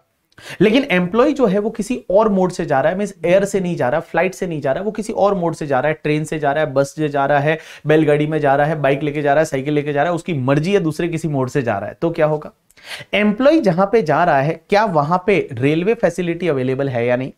अगर रेलवे फैसिलिटी अवेलेबल है तो एग्जेम्पशन कितना मिलेगा, जितना एक्चुअल एक्सपेंडिचर हुआ और फर्स्ट क्लास एसी का railway fair, first class AC railway fair which ever is lower है उतने का एग्जेम्पशन मिलेगा। लेकिन जहां पे वो जा रहा है वहां पे रेलवे फैसिलिटी अवेलेबल है ही नहीं, वहां रेल जाती नहीं है। तो अगर वहां रेलवे फैसिलिटी अवेलेबल नहीं है तो आपको देखना पड़ेगा कि क्या वहां रिकॉग्नाइज्ड ट्रांसपोर्ट फैसिलिटी अवेलेबल है या नहीं। अगर रिकॉग्नाइज्ड ट्रांसपोर्ट फैसिलिटी अवेलेबल है तो उस पर्टिकुलर केस में एग्जेम्पशन कितना मिलेगा, जितना एक्चुअल एक्सपेंडिचर हुआ और डिलक्स क्लास का बस का फेयर, डिलक्स क्लास बस का fair which ever is lower. But अगर रिकॉग्नाइज्ड ट्रांसपोर्ट फैसिलिटी भी अवेलेबल नहीं है तो उस पर्टिकुलर केस में क्या होगा, जितना एक्चुअल एक्सपेंडिचर हुआ है एज वेल जितना एक्चुअल एक्सपेंडिचर हुआ है या फिर फर्स्ट क्लास एसी रेलवे का fair of the similar distance which ever is lower है उतने का एग्जेम्पशन मिल जाएगा। तो देखिए एलटीसी का एग्जेम्पशन है वो मिलता है अंडर सेक्शन 10(5). कैसे मिलता है, कितना मिलता है, तो उसमें आपको ये देखना है आप ट्रेवल कैसे कर रहे हो। एम्प्लॉय ट्रेवल अगर बाय एयर फ्लाइट से कर रहा है तो एक्चुअल एक्सपेंडिचर और इकोनॉमिक क्लास का fair which ever is lower, किसी अदर मोड से कर रहा है आपको देखना है वहां रेल जाती है, रेल जाती है तो रेलवे का first class AC fair actual expenditure which ever is lower. Rail नहीं जाती, क्या वहां पे कोई रिकॉग्नाइज्ड ट्रांसपोर्ट बस की फैसिलिटी है, आंसर इज यस। तो रिकॉग्नाइज्ड जो ट्रांसपोर्ट बस की फैसिलिटी है उसमें डिलक्स क्लास जो फेयर रहता है और actual expenditure which ever is lower, और अगर वो भी नहीं है तो आप एक काम करिए सिमिलर डिस्टेंस का रेलवे का एक्चुअल रेलवे का जो फेयर है फर्स्ट क्लास एसी का वो ले लीजिए और actual expenditure which ever is lower उतना एग्जेम्पशन मिल जाएगा। अब एक बात समझना, एम्प्लॉय यहां पे जब इंडिया के अंदर घूमने जा रहा है तो घूमने किस किस को साथ में लेके जाना है। तो यहां पे साथ में किस किस को लेके जाएंगे तो एग्जेम्पशन मिलेगा। तो एग्जेम्पशन मिलेगा या तो एम्प्लॉय के जो खुद का ट्रेवल है उस पे, उसके साथ साथ में हिज स्पाउस मतलब भैया हस्बैंड के लिए वाइफ और वाइफ के लिए husband, and guys children, and उसके साथ में डिपेंडेंट रिलेटिव। अगर कोई आप पे डिपेंडेंट रिलेटिव है, डिपेंडेंट रिलेटिव में आएगा मदर फादर ब्रदर सिस्टर। तो मदर फादर ब्रदर सिस्टर अगर आप पे डिपेंडेंट है तो वो भी यहां पे इंक्लूड हो जाएंगे, उनके लिए भी आप एग्जेम्पशन का बेनिफिट ले सकते हो। तो देखो आपका एम्प्लॉयर अगर आपको घूमने भेज रहा है, फैमिली के साथ में भेज रहा है, एग्जेम्पशन किस किस पे मिलेगी? एक तो एम्प्लॉय के खुद के ट्रेवल पे, दूसरा स्पाउस, तीसरा कौन? चिल्ड्रन, और चौथा कौन? Dependent relative. डिपेंडेंट रिलेटिव में आएंगे dependent mother father brother sister. अब यहां पे एक और चीज समझना, यहां चिल्ड्रन के केस में मैक्सिमम आप एग्जेम्पशन है ना वो 2 चिल्ड्रन का ही ले सकते हो, अगर वो 2 चिल्ड्रन 1 अक्टूबर 1998 के बाद बॉर्न हुए हैं। तो 1 अक्टूबर 1998 के बाद वाले मैक्सिमम 2 बच्चों के ही आप एग्जेम्पशन ले सकते हो। उसके पहले के कितने भी बच्चे हैं चलेगा, बट उसके बाद के मैक्सिमम 2 बच्चों पे ही आप एग्जेम्पशन ले सकते हो। लेकिन एक चीज समझना, यहां पे एक इंटरेस्टिंग चीज ये आती है, पहली बार आपने एक बच्चा हुआ, पहली बार एक बच्चा हुआ, दूसरी बार आपके ट्विंस हो गए, मतलब 2 बच्चे हो गए। तो यहां पे एक बात बताओ, पहली बार एक बच्चा हो गया था, दूसरी बार आपने ट्राई किया 2 बच्चे हो गए, तो यहां पे तो टोटल 3 बच्चे हो गए, तो भी एग्जेम्पशन पूरे 3 बच्चों पे मिल जाएगा, क्योंकि दूसरी बार पता नहीं था ना कितने बच्चे होंगे। लेकिन एक बात बताओ, पहली बार अगर ट्विंस हो गए तो रुक जाते भाई। अगर पहली बार ट्विंस हो गए थे और दूसरी बार आपका एक और बच्चा हो गया, तो यहां पे टोटल 3 बच्चे हुए, लेकिन आपको एग्जेम्पशन कितनों पे मिलेगा? मैक्सिमम 2 बच्चों पे आपको एग्जेम्पशन मिलेगा। यहां मैक्सिमम आपको 2 बच्चे हैं उस पे ये एग्जेम्पशन मिलेगा। अब एक और चीज समझना, ये एलटीसी का एग्जेम्पशन है ना, ये 4 साल के पीरियड में आप कोई भी 2 साल के लिए ले सकते हैं। ये एग्जेम्पशन 4 साल के कैलेंडर ईयर वाइज ब्लॉक होता है, 4 साल के ब्लॉक में आप मैक्सिमम 2 साल के लिए ले सकते हैं। जैसे हमारा अभी का जो ब्लॉक चल रहा है वो कैलेंडर ईयर 22 से 25 के बीच चल रहा है, तो 22, 23, 24, 25 कैलेंडर ईयर, ये 4 ब्लॉक है, इसमें से आप कोई भी 2 साल के लिए एलटीसी का एग्जेम्पशन ले सकते हैं। उसके बाद सेकंड परक्यूजिट होता है मेडिकल फैसिलिटी। मेडिकल फैसिलिटी में क्या होता है कि बहुत बार एम्प्लॉयर आपका मेडिकल ट्रीटमेंट का खर्चा देता है, या एम्प्लॉयर आपका ट्रीटमेंट कराता है, पूरा पैसा एम्प्लॉयर देता है, that is called medical facility. अब यहां पे ट्रीटमेंट जो हो रहा है वो कहां पे हो रहा है? तो अगर आपका ट्रीटमेंट जो है वो इंडिया में हो रहा है, तो इंडिया में हो रहा है तो देखना पड़ेगा ट्रीटमेंट हो कहां पे रहा है। तो ट्रीटमेंट या तो गवर्नमेंट हॉस्पिटल में होता है, या गवर्नमेंट रिकॉग्नाइज हॉस्पिटल में होता है, या एम्प्लॉयर के खुद के हॉस्पिटल में होता है। या तो ट्रीटमेंट होता है गवर्नमेंट हॉस्पिटल में, गवर्नमेंट रिकॉग्नाइज हॉस्पिटल में, या एम्प्लॉयर के ओन हॉस्पिटल में होता है और उसका पैसा एम्प्लॉयर देता है, तो ये बेनिफिट आपके लिए पूरा एग्जेम्प्ट हो जाएगा, कुछ भी टैक्सेबल नहीं। बट अगर मान लो आप तो बोलते हो नहीं नहीं हमारा ट्रीटमेंट तो प्राइवेट नर्सिंग होम में करवाना है, हमारी कोई फेवरेट नर्स है उससे कराना है, फेवरेट डॉक्टर है उससे हमारा ट्रीटमेंट कराना है, अगर आप कोई प्राइवेट नर्सिंग होम में वगैरह ट्रीटमेंट करवाते हो और पैसा एम्प्लॉयर देता है, तो ये वाला बेनिफिट पूरा टैक्सेबल हो जाएगा।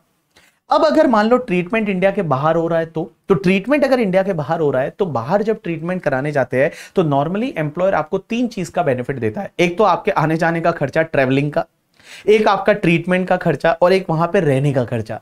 और वो एम्प्लॉयर ने अगर रीएम्बर्स किया, एम्प्लॉयर ने पैसा दिया, तो क्या होगा? तो इस पर्टिकुलर केस में ध्यान रखना, अगर इंडिया के बाहर ट्रीटमेंट होता है तो जो भी आपको ट्रीटमेंट का बेनिफिट मिल रहा है as well as the stay का बेनिफिट मिलता है, वो एग्जेम्प्ट हो जाएगा within the limit prescribe by RBI.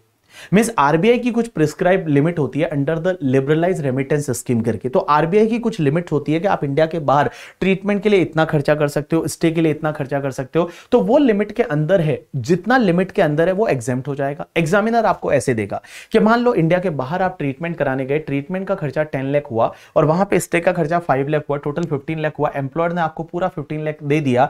अब उसमें से मान लो आरबीआई की लिमिट 12 लाख है, तो आरबीआई की लिमिट 12 लाख है, तो 12 लाख तक एग्जेम्प्ट हो जाएगा, 3 लाख है वो टैक्सेबल हो जाएगा। लेकिन एक बात समझना, अगर मान लो ट्रेवल के लिए, ट्रेवल का जो बेनिफिट है उसका क्या होगा, क्योंकि फ्लाइट से आप इंडिया के बाहर गए होंगे, उसका क्या? और वो एम्प्लॉयर ने पैसा दिया, तो उस पर्टिकुलर केस में लॉ मेकर्स ये बोलते हैं कि यहां पे देखना पड़ेगा आपका ग्रॉस टोटल इनकम कितना है एम्प्लॉय का। एम्प्लॉय का ग्रॉस टोटल इनकम है वो अगर अप टू 2 लाख ही है तो ये बेनिफिट ट्रेवल का पूरा एग्जेम्प्ट है। बट अगर ग्रॉस टोटल इनकम 2 लाख से ज्यादा है तो ये पूरा टैक्सेबल है। ठीक है, तो देखो जो आपको बेनिफिट मिलता है ट्रीटमेंट एंड स्टे का वो तो एग्जेम्प्ट होगा, जितनी आरबीआई की लिमिट होगी उतना एग्जेम्प्ट है। लेकिन ट्रेवल का बेनिफिट जो मिला है वो एग्जेम्प्ट कितना होगा पता है? आपको देखना है आपका ग्रॉस टोटल इनकम कितना है। Gross total income is with in the limit of the 2 lakh, तो पूरा एग्जेम्प्ट करना है। बट अगर 2 लाख से ज्यादा है तो पूरा टैक्सेबल हो जाएगा ट्रेवल का बेनिफिट। अब एक और चीज समझना, क्वेश्चन ये आता है कि ट्रीटमेंट होना किसका चाहिए। तो ट्रीटमेंट होना चाहिए एक तो एम्प्लॉय का या फिर स्पाउस का या चिल्ड्रन का या फिर डिपेंडेंट रिलेटिव, और डिपेंडेंट रिलेटिव में वही मदर फादर ब्रदर सिस्टर आ जाएंगे।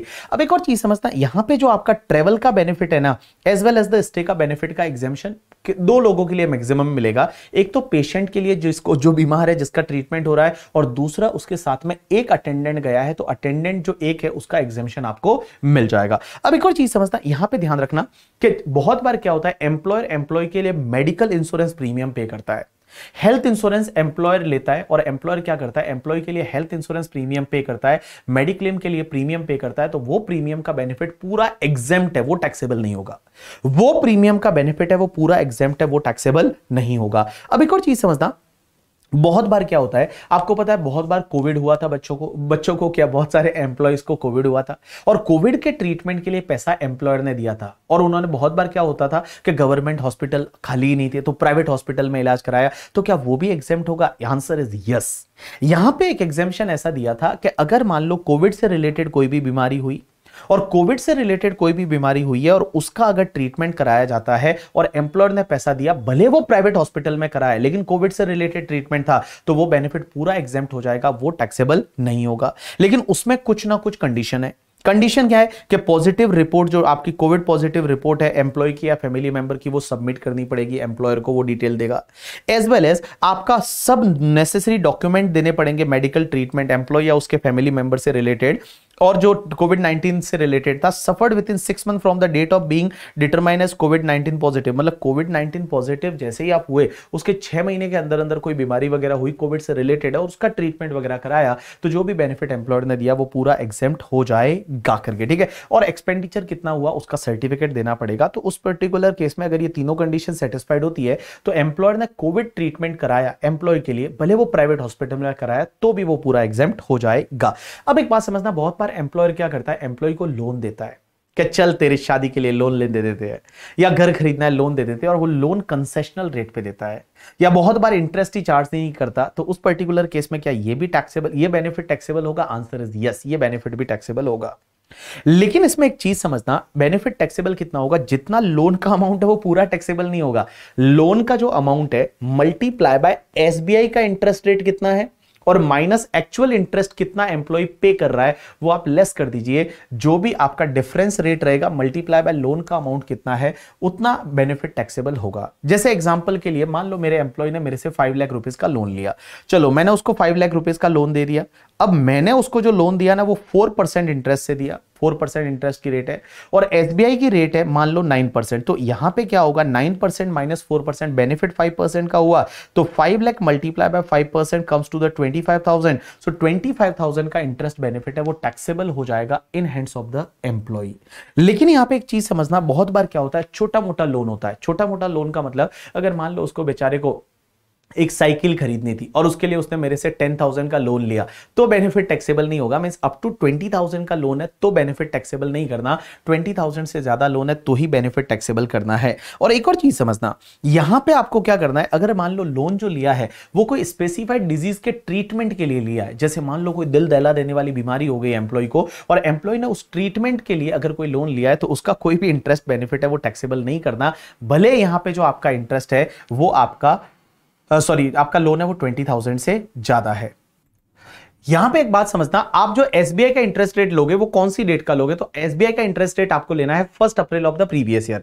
मींस प्रीवियस ईयर आपके लिए 23-24 है, तो 1 अप्रैल 2023 को एसबीआई का इंटरेस्ट रेट क्या है वो आपको लेना है, ठीक है। अब एक और चीज समझना, यहां पे इंटरेस्ट कैलकुलेट होता है ना वो आउटस्टैंडिंग बैलेंस पे होता है, और आउटस्टैंडिंग बैलेंस कौन सा लेना है, एवरी मंथ के लास्ट डेट को कितना आउटस्टैंडिंग था। तो जैसे आपको मान लो अप्रैल में, फॉर एन एग्जांपल, आप एवरी मंथ कुछ ना कुछ अमाउंट पे कर रहे हो, रीपे कर रहा है एम्प्लॉय है वो कुछ ना कुछ रीपे कर रहा है, तो आपको देखना है कि अप्रैल के एंड में कितना होगा, उस पे 1 मंथ का इंटरेस्ट, मई में के एंड में कितना है, उस पे 1 मंथ का इंटरेस्ट, वैसे आपको कैलकुलेट करना है। बट अगर रीपेमेंट नहीं हुआ तो आप सीधा रेट लेके कैलकुलेट कर सकते हैं। चलिए, उसके बाद नेक्स्ट परक्यूजिट आता है गिफ्ट। गिफ्ट के केस में अगर एम्प्लॉय को एम्प्लॉयर से गिफ्ट मिलता है तो गिफ्ट का क्या होगा, अगर गिफ्ट पैसा मिला है, कैश में मिला है, तो पूरा टैक्सेबल कर दो। बट अगर काइंड में मिला है, मींस अगर मान लो काइंड में मिला है, जैसे कोई टीवी मिल गया गिफ्ट में, या कोई रेडियो मिल गया, मोबाइल फोन मिल गया, तो अगर गिफ्ट है वो इन काइंड में मिला है, तो उसमें आपको देखना है कि अगर उसकी वैल्यू लेस देन 5,000 है तो पूरा एग्जेम्प्ट है। लेस देन 5,000 है तो पूरा एग्जेम्प्ट है, लेकिन वैल्यू अगर 5,000 या उससे ज्यादा है तो पूरा टैक्सेबल कर देने का। बहुत बार क्या होता है, ईसॉप मिलता है एम्प्लॉय को, तो एम्प्लॉय को अगर ईसॉप मिलता है तो उस पर्टिकुलर केस में क्या होता है, एम्प्लॉय को बेनिफिट मिलेगा। और एम्प्लॉय को बेनिफिट कितना मिलेगा, टैक्सेबल कितना होगा कि जो एफएमवी ऑफ द शेयर है माइनस इश्यू प्राइस कितना है। जैसे for an example fair market value share का 300 था और एम्प्लॉय को ईसॉप में 100 रुपीज में दे दिया, तो 200 रुपीज का बेनिफिट है वो एम्प्लॉय के लिए टैक्सेबल हो जाएगा करके। ठीक है, यहां पे एफएमवी आपको कौन सी डेट की लेनी है, एफएमवी आपको उस डेट की लेनी है जिस डेट को एम्प्लॉय वो अपना ऑप्शन एक्सरसाइज करता है। तो एम्प्लॉय ने जिस दिन ऑप्शन एक्सरसाइज किया उस दिन की आपको यहां पे एफएमवी लेनी है। अब यहां पे एक और चीज समझना कि सर आप बोल रहे हो कि एफएमवी माइनस जो इश्यू प्राइस है वो डिफरेंस टैक्सेबल हो जाएगा। जैसे 300 का एफएमवी था, 100 रुपीज में ईशॉप इश्यू किया था, 200 टैक्सेबल हो गया। लेकिन एम्प्लॉय आगे जाके उस शेयर को बेचेगा तो कॉस्ट क्या लेगा, तो कॉस्ट आपको फिर 300 लेनी है, क्योंकि 100 रुपीज आपने कंपनी को दिया था, 200 पे आपने सैलरी में पे किया, तो अब आपकी कॉस्ट है वो 300 हो जाएगी। तो फ्यूचर में अगर वो शेयर को बेचते और कैपिटल गेन लगता है तो उसकी कॉस्ट ऑफ एक्विजिशन आपको 300 लेना है। उसके बाद नेक्स्ट पार्ट पे चलते हैं, यूज ऑफ मूवेबल असेट। बहुत बार ऐसा होता है कि एम्प्लॉयर क्या करता है, एम्प्लॉय को कोई असेट यूज करने के लिए देता है कि चल तेरे घर पे ये यूज कर ले करके। ठीक है, जैसे घर के लिए मान लो रेडियो दे दिया, टीवी दे दिया, फ्रीज दे दिया, तो उस पर्टिकुलर केस में क्या होगा, तो अगर एम्प्लॉयर ने कोई असेट यूज करने के लिए दिया है, आपको देखना है वो असेट है कौन सी।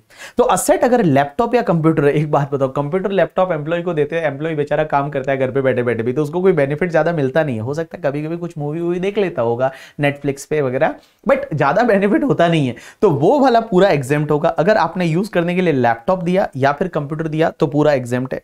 लेकिन अगर आपने कोई अदर असेट दी, तो जैसे टीवी है, एसी है, एटसेट्रा एटसेट्रा, अगर अदर असेट दी, तो अब वो अदर असेट में आपको देखना है कि वो असेट है किसकी। अगर एम्प्लॉयर की खुद की है, अगर एम्प्लॉयर की खुद की असेट है और एम्प्लॉयर ने खुद की असेट ही एम्प्लॉय को यूज करने के लिए दिया है, तो एम्प्लॉय के हाथ में टैक्सेबल बेनिफिट होगा 10% ऑफ द कॉस्ट, मींस उसका जितना कॉस्ट था उस असेट का मल्टीप्लाई बाय 10% एम्प्लॉय के हाथ में टैक्सेबल होगा। अगर वो हायर्ड बाय द एम्प्लॉयर है, मींस एम्प्लॉयर ने भाड़े पे लाके और वो असेट यूज करने के लिए दी है एम्प्लॉय को, तो उस पर्टिकुलर केस में टैक्सेबल अमाउंट होगा higher charges paid by the employer. अब एक और कॉन्सेप्ट आता है ट्रांसफर ऑफ मूवेबल असेट। बहुत बार क्या होता है, एम्प्लॉयर एम्प्लॉय को असेट बेच देता है।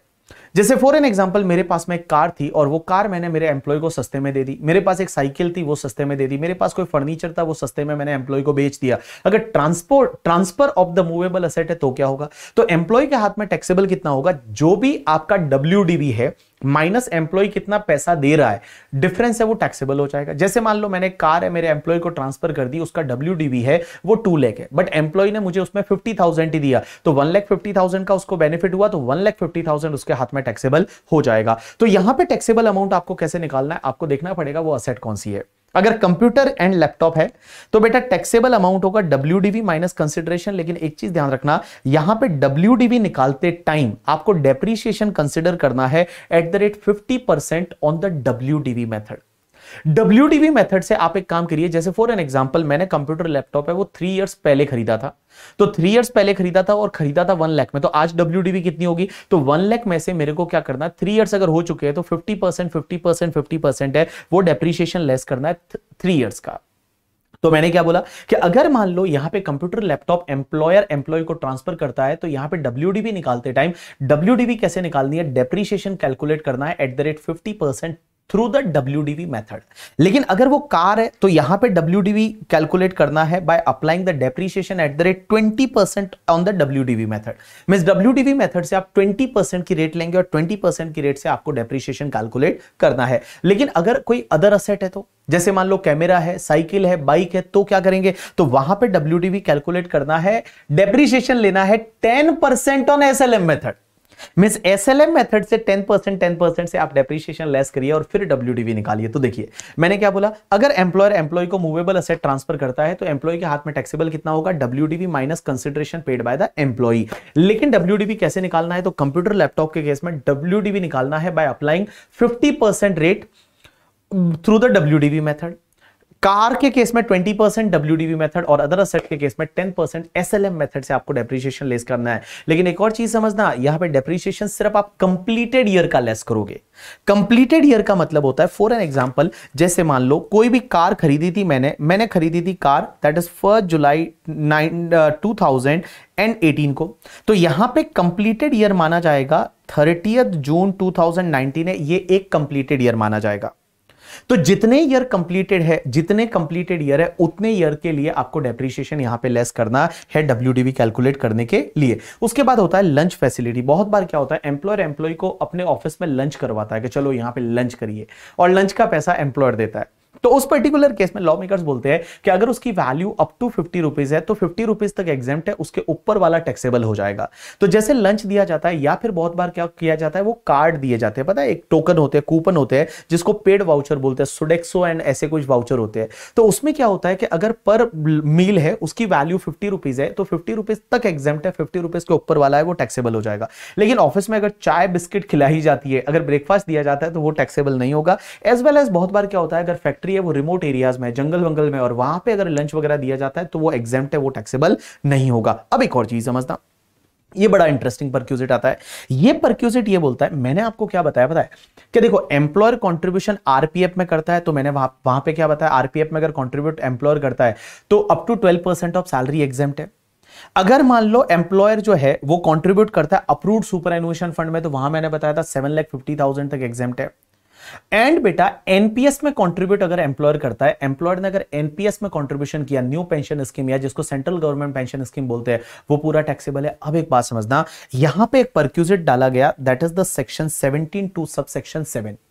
और ये परक्यूजिट क्या बोलता है कि अगर एम्प्लॉयर ने एम्प्लॉय के लिए कंट्रीब्यूशन किया आरपीएफ में, रिकॉग्नाइज्ड प्रोविडेंट फंड, एनपीएस में न्यू पेंशन सिस्टम ट्रस्ट और न्यू पेंशन स्कीम और नेशनल पेंशन स्कीम, और अप्रूव्ड सुपर एनुएशन फंड में, एएसएफ में, और एम्प्लॉयर ने किसी भी ईयर में कंट्रीब्यूशन अगर 7,50,000 से ज्यादा किया है, तो बेटा 7,50,000 के ऊपर वाला कंट्रीब्यूशन है ना, वो एम्प्लॉय के हाथ में एज अ परक्यूजिट माना जाएगा और एम्प्लॉय के हाथ में टैक्सेबल हो जाएगा।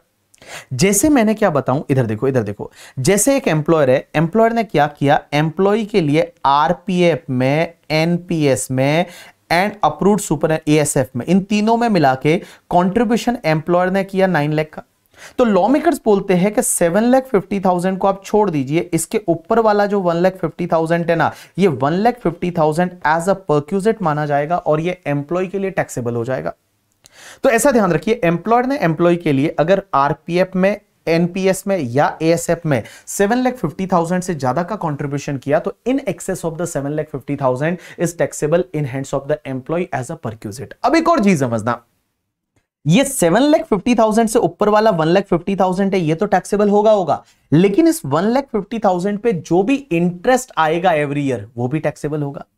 लेकिन ये इंटरेस्ट कैसे कैलकुलेट करेंगे, तो उसके लिए इन्होंने एक सेक्शन बनाई, that is the section 17 subsection 2 clause number 7A। देखो ऊपर वाला क्या था, 750 से ऊपर वाला है वो टैक्सेबल होगा, और यहां पे क्या है, वो 750 से ऊपर वाला 150 हुआ। अब उस पे जो इंटरेस्ट एवरी ईयर आएगा, उस पे जो इनकम एवरी ईयर आएगा, वो भी टैक्सेबल होगा। लेकिन वो इनकम कैसे कैलकुलेट करेंगे, तो उसके लिए उन्होंने क्या किया, एक फॉर्मूला दिया।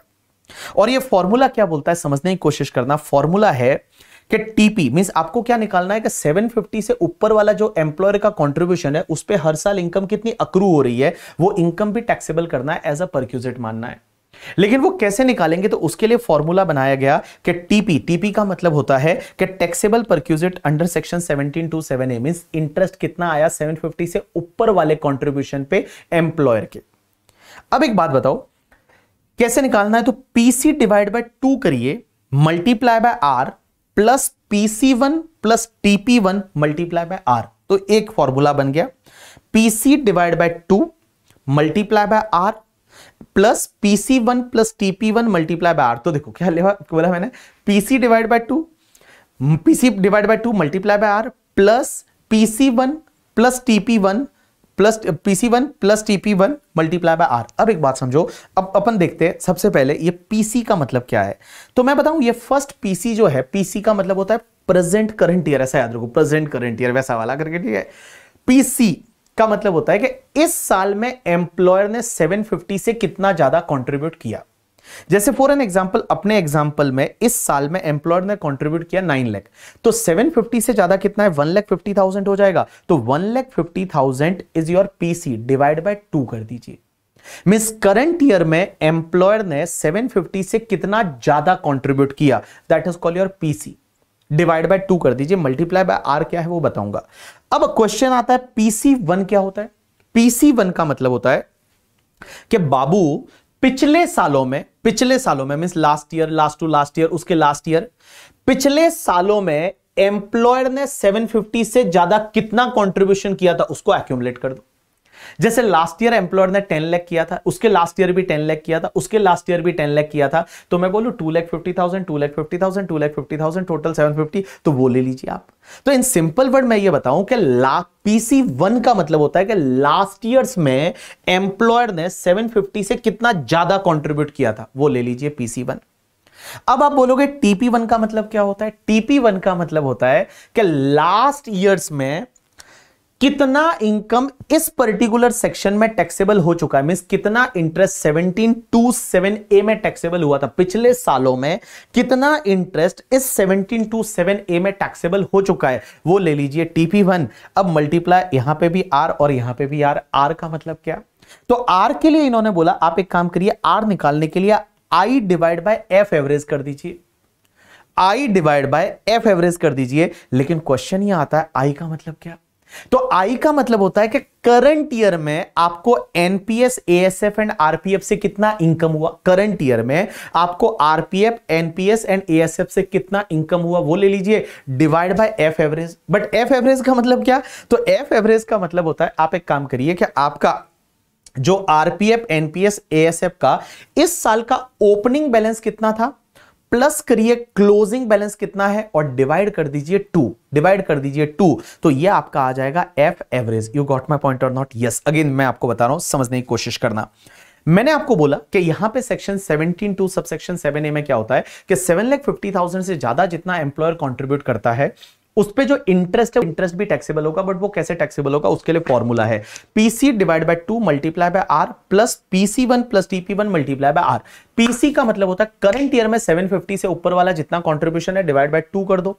अब PC1 का मतलब होता है लास्ट ईयर्स में 750 से जितना ज्यादा कंट्रीब्यूशन था वो ले लीजिए, और यहां TP1 का मतलब होता है कि लास्ट ईयर्स में कितना इंटरेस्ट टैक्सेबल हुआ था अंडर सेक्शन 17(2)(7)A में, वो एग्रीगेट कर लीजिए। और R का मतलब होता है I divide by F average. I का मतलब करंट ईयर में कितना इंटरेस्ट या इनकम हुआ आपको करके इस पे जो आरपीएफ वगैरह है, एंड बेटा एफ एवरेज का मतलब होता है कि भैया ओपनिंग बैलेंस आपके इन फंड्स का कितना था, क्लोजिंग बैलेंस कितना, उसको ऐड कर दीजिए, डिवाइड बाय 2 कर दीजिए। यू गॉट माय पॉइंट और नॉट? यस। मैंने आपको कंपाइलर में एक क्वेश्चन दिया है, वो अगर आप देखोगे तो आपके सब फंडे जो है वो क्लियर हो जाएंगे। उसके बाद नेक्स्ट परक्यूजिट आता है रेंट फ्री अकोमोडेशन, या जिसको अपन हाउस फैसिलिटी बोलते हैं। बहुत बार एम्प्लॉयर क्या करता है, एम्प्लॉय को रहने के लिए घर देता है कि चलो यार तुमको रहने के लिए हम घर देते हैं, क्या बात करोगे तुम, रहो, हमने आपको घर दिया, इस घर में रहिए करके, ठीक है।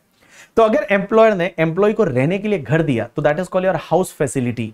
तो हाउस फैसिलिटी का बेनिफिट कितना टैक्सेबल होगा? अगर गवर्नमेंट एम्प्लॉय है तो गवर्नमेंट एम्प्लॉय के केस में टैक्सेबल होगा जो गवर्नमेंट का रेडी रेकनर रेट या लाइसेंस फीस होती है। लाइसेंस फीस है वो आपको एग्जाम में दे रखी होगी कि लाइसेंस फीस या रेडी रेकनर फीस है वो आपको एग्जाम में दे रखी होगी, तो taxable as per the licence fee decided by the government, जो गवर्नमेंट की फीस होगी उतना एम्प्लॉय के हाथ में टैक्सेबल होगा।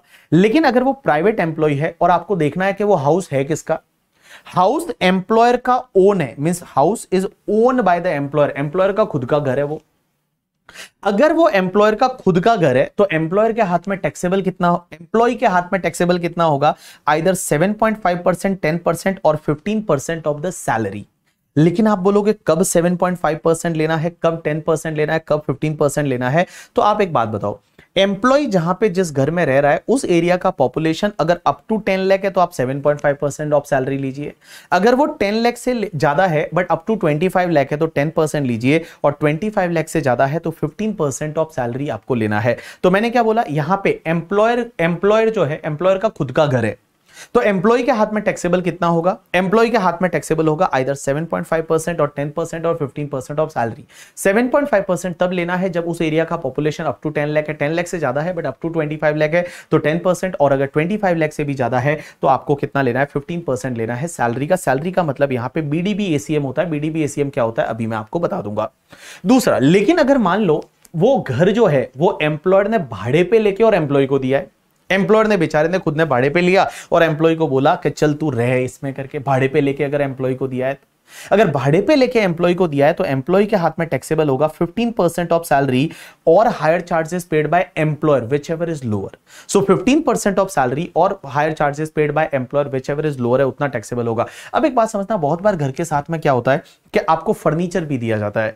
तो फर्नीचर के केस में ये तो आपको यूज करने के लिए असेट दिया है, मूवेबल असेट। तो असेट के केस में क्या होगा, if it is own by employer है तो आप ले लीजिए 10% of the cost, and if it is hired by employer तो hire charges paid by employer है वो आप ऐड कर दीजिए। ये अगर फर्निश हाउस दिया जाता है तो फर्नीचर की वैल्यू अलग से ली जाती है, और फर्नीचर जो यूज करने के लिए दिया है उसका बेनिफिट आपको यहां पे लेना पड़ेगा। ओन बाय एम्प्लॉयर है तो 10% ऑफ कॉस्ट, और हायर बाय एम्प्लॉयर है तो hire charges paid by the employer.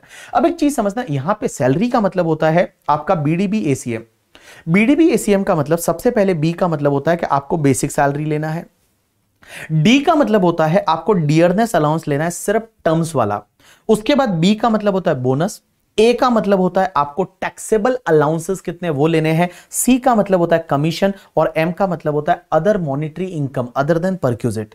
Monetary income means जैसे आपने कोई ओवर टाइम काम वगैरह किया है तो वो लेना है। तो सैलरी की डेफिनेशन में यहां पे आएगा बीडीबी एसीएम। क्या बोलोगे, बीडीबी एसीएम, बीडीबी एसीएम। बी का मतलब बेसिक, डी का मतलब डीए इन टर्म्स वाला, बी का मतलब बोनस, सी का मतलब आपका कमीशन, ए का मतलब अलाउंसेस जो टैक्सेबल वाले होते हैं वो, और अदर मॉनिटरी इनकम है वो आपको लेना है। इसमें एक चीज समझना, आपको सैलरी सिर्फ उतने पीरियड की ही लेनी है जितने पीरियड के लिए एम्प्लॉय ने वो घर को ऑक्यूपाइड किया है, अलॉटेड नहीं, ऑक्यूपाइड किया। जैसे इस साल में मान लो 5 महीने के लिए घर को ऑक्यूपाइड किया तो 5 महीने के ही आपको सैलरी लेना है। एक और चीज समझना, इसमें आपको करंट पीरियड का सैलरी लेना है। मींस बीडीबी एसीएम लेते टाइम आपको करंट पीरियड का सैलरी लेना है। कोई भी आपका अरियर सैलरी या एडवांस सैलरी है वो आपको कंसिडर नहीं करना है। एज वेल एज आपको रिटायरमेंट बेनिफिट जैसे ग्रेट्युइटी पेंशन वगैरह मिलता है वो भी कंसिडर नहीं करना, क्योंकि जब रिटायर हो जाओगे तो उसके बाद ऐसे भी वो घर किसका हो जाएगा, एम्प्लॉयर ले लेगा, आपको रहने के लिए नहीं देगा। उसके साथ में एक और चीज समझना, एम्प्लॉयर का जो पीएफ में कंट्रीब्यूशन रहता है या एम्प्लॉयर जो इंटरेस्ट वगैरह उस पे एक्यूमुलेट होता है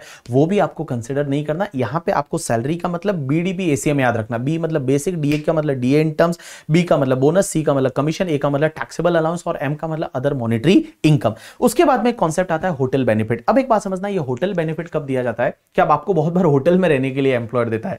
तो होटल बेनिफिट के केस में आपके लिए परक्यूजेट एम्प्लॉय के लिए टैक्सेबल कितना होगा, 24% ऑफ द सैलरी और hire charges paid by employer whichever is lower।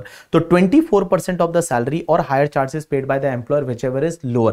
लेकिन एक चीज समझना, बहुत बार अगर मान लो आपको होटल दिया जाता है जब आपका ट्रांसफर होता है एक जगह से दूसरी जगह, एक जगह से दूसरी जगह ट्रांसफर होता है, ट्रांसफर के टाइम पे आपको होटल दिया गया और होटल सिर्फ 15 डेज के लिए दिया गया है, तो ये बेनिफिट टैक्सेबल करने की जरूरत नहीं है। एक और चीज समझना, हाउस फैसिलिटी और होटल फैसिलिटी में अगर एम्प्लॉय कुछ ना कुछ रेंट दे रहा है एम्प्लॉयर को, एम्प्लॉय अगर कुछ ना कुछ रेंट दे रहा है एम्प्लॉयर को, तो जितना एम्प्लॉय दे रहा है वो आपका लेस हो जाएगा, जितना एम्प्लॉय दे रहा है वो क्या हो जाएगा, लेस हो जाएगा। नेक्स्ट पार्ट पे चलते हैं, कार फैसिलिटी। अब एक बात समझना, कार फैसिलिटी क्या है।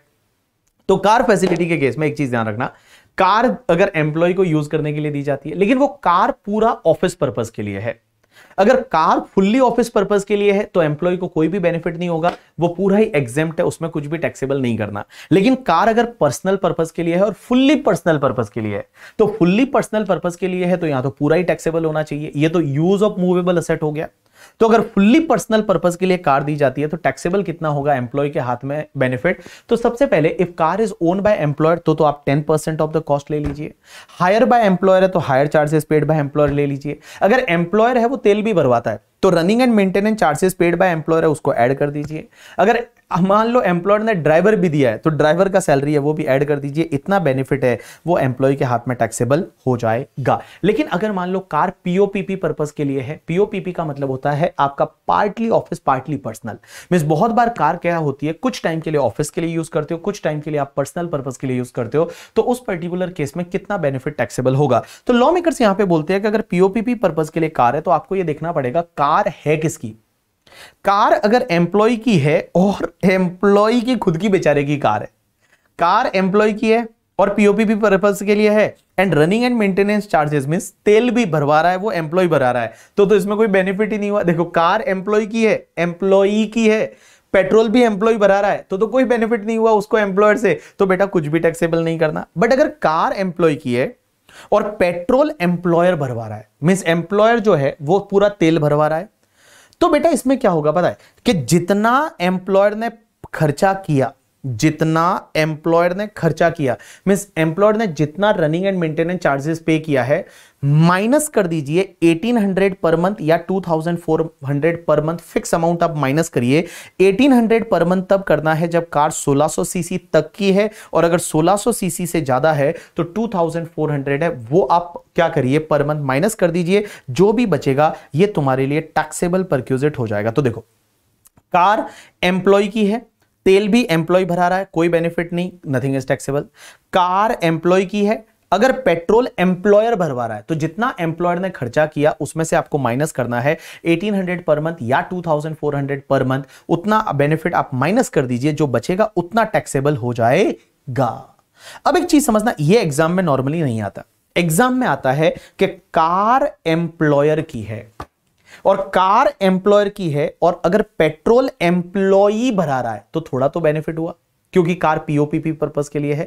तो बेनिफिट कितना टैक्सेबल करना है पता है? 600 पर मंथ या 900 पर मंथ का फिक्स अमाउंट है, उतना टैक्सेबल करना है। 600 पर मंथ तब करना है जब कार अप टू 1600 सीसी है, या इसको 1.6 लीटर भी बोलते हैं।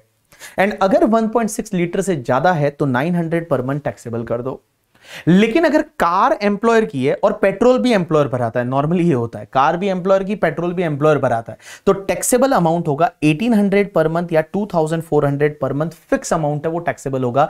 1800 पर मंथ तब टैक्सेबल करना है जब अप टू 1600 सीसी की है, और 1600 से ज्यादा है तो 2400 पर मंथ है, वो फिक्स टैक्सेबल करना है एम्प्लॉय के हाथ में। तो देखो, एग्जाम के लिए नॉर्मली आपको ये वाला पार्ट है वो याद रखना है। एम्प्लॉयर की कार है, तेल एम्प्लॉय ने भरवाया तो 600 900 पर मंथ टैक्सेबल करना है। एम्प्लॉयर की कार है और तेल भी एम्प्लॉयर ने ही भराया तो 1800 2400 पर मंथ है, वो टैक्सेबल करना है। अब एक बात समझना, पीओपीपी वाला जो कार होता है उसमें अगर ड्राइवर भी एम्प्लॉयर देता है, ड्राइवर भी एम्प्लॉयर देता है, तो आपको क्या करना है, 900 पर मंथ है वो टैक्सेबल करना है। 900 पर मंथ एम्प्लॉय के हाथ में टैक्सेबल करना है। अब बहुत बार ऐसा हो सकता है कि एक से ज्यादा कार पीओपीपी के लिए दी, मान लो 2 कार पीओपीपी के लिए दी, तो उसमें एक कार को पीओपीपी मानेंगे, दूसरे वाले को फुल्ली पर्सनल पर्पस के लिए मानेंगे और टैक्सेबल कर देंगे। अब एक चीज समझना, बहुत बार ट्रांसपोर्ट फैसिलिटी दी जाती है ट्रांसपोर्ट एम्प्लॉय के लिए, जिसको अपन फ्री टिकट बोलते हैं। तो यहां पे लॉ मेकर्स ये बोलते हैं कि अगर एयरलाइंस वाले एम्प्लॉयज को एयरलाइंस की फ्री फैसिलिटी दी जाती है, वो एग्जेम्प्ट है। अगर रेलवे वाले एम्प्लॉयज को रेलवे की फैसिलिटी दी जाती है, वो एग्जेम्प्ट है। बट बाकी एम्प्लॉय को, अगर मान लो बस वालों को बस की फैसिलिटी दी जाती है, तो वो टैक्सेबल हो जाएगा। अब बहुत बार एम्प्लॉयर क्या करता है, आपको एजुकेशन फैसिलिटी देता है।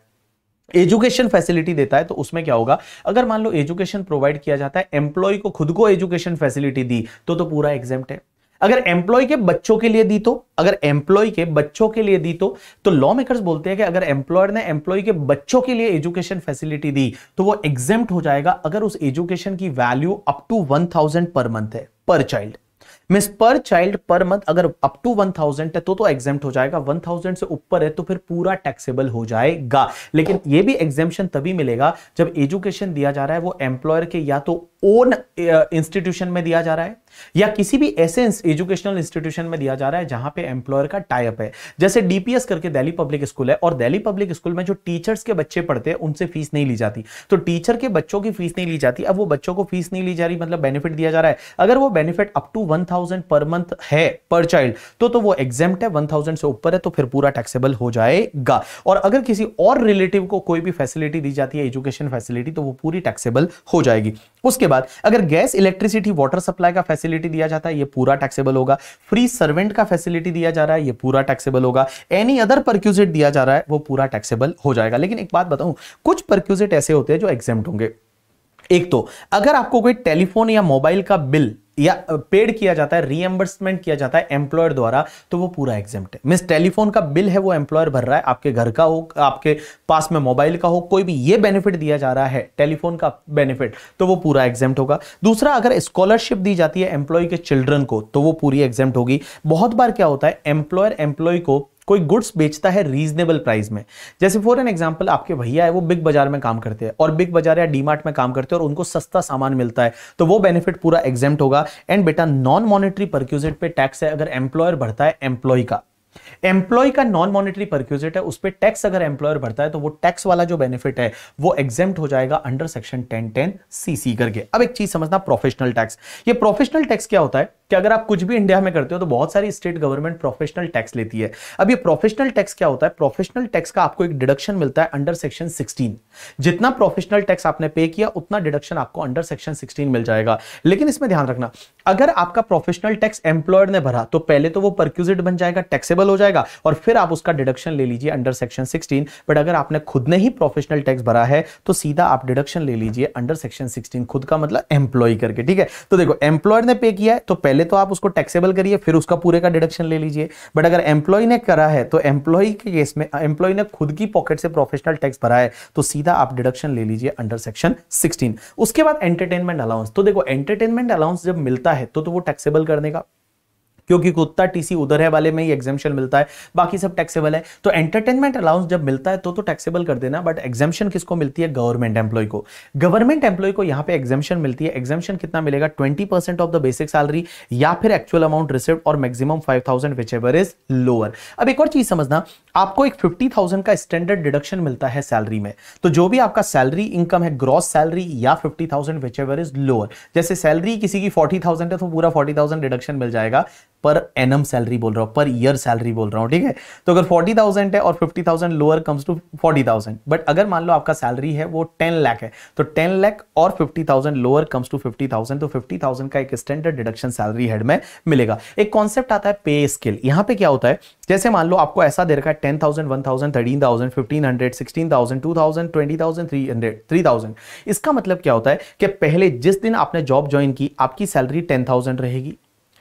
एग्जैक्टली आफ्टर 1 ईयर आपकी सैलरी में 1,000 इंक्रीज होगा, एवरी ईयर 1,000 इंक्रीज होगा। तो अगले साल आपकी सैलरी है वो 11,000 रहेगी, उसके अगले साल 12,000 रहेगी, उसके अगले साल 13,000 रहेगी। बट 13,000 को जैसे ही टच कर दिया उसके बाद आपकी सैलरी है उसमें इंक्रीमेंट 1,500 का होगा। तो 13,000 के बाद आपकी सैलरी है वो 14,500 हो जाएगी पर मंथ।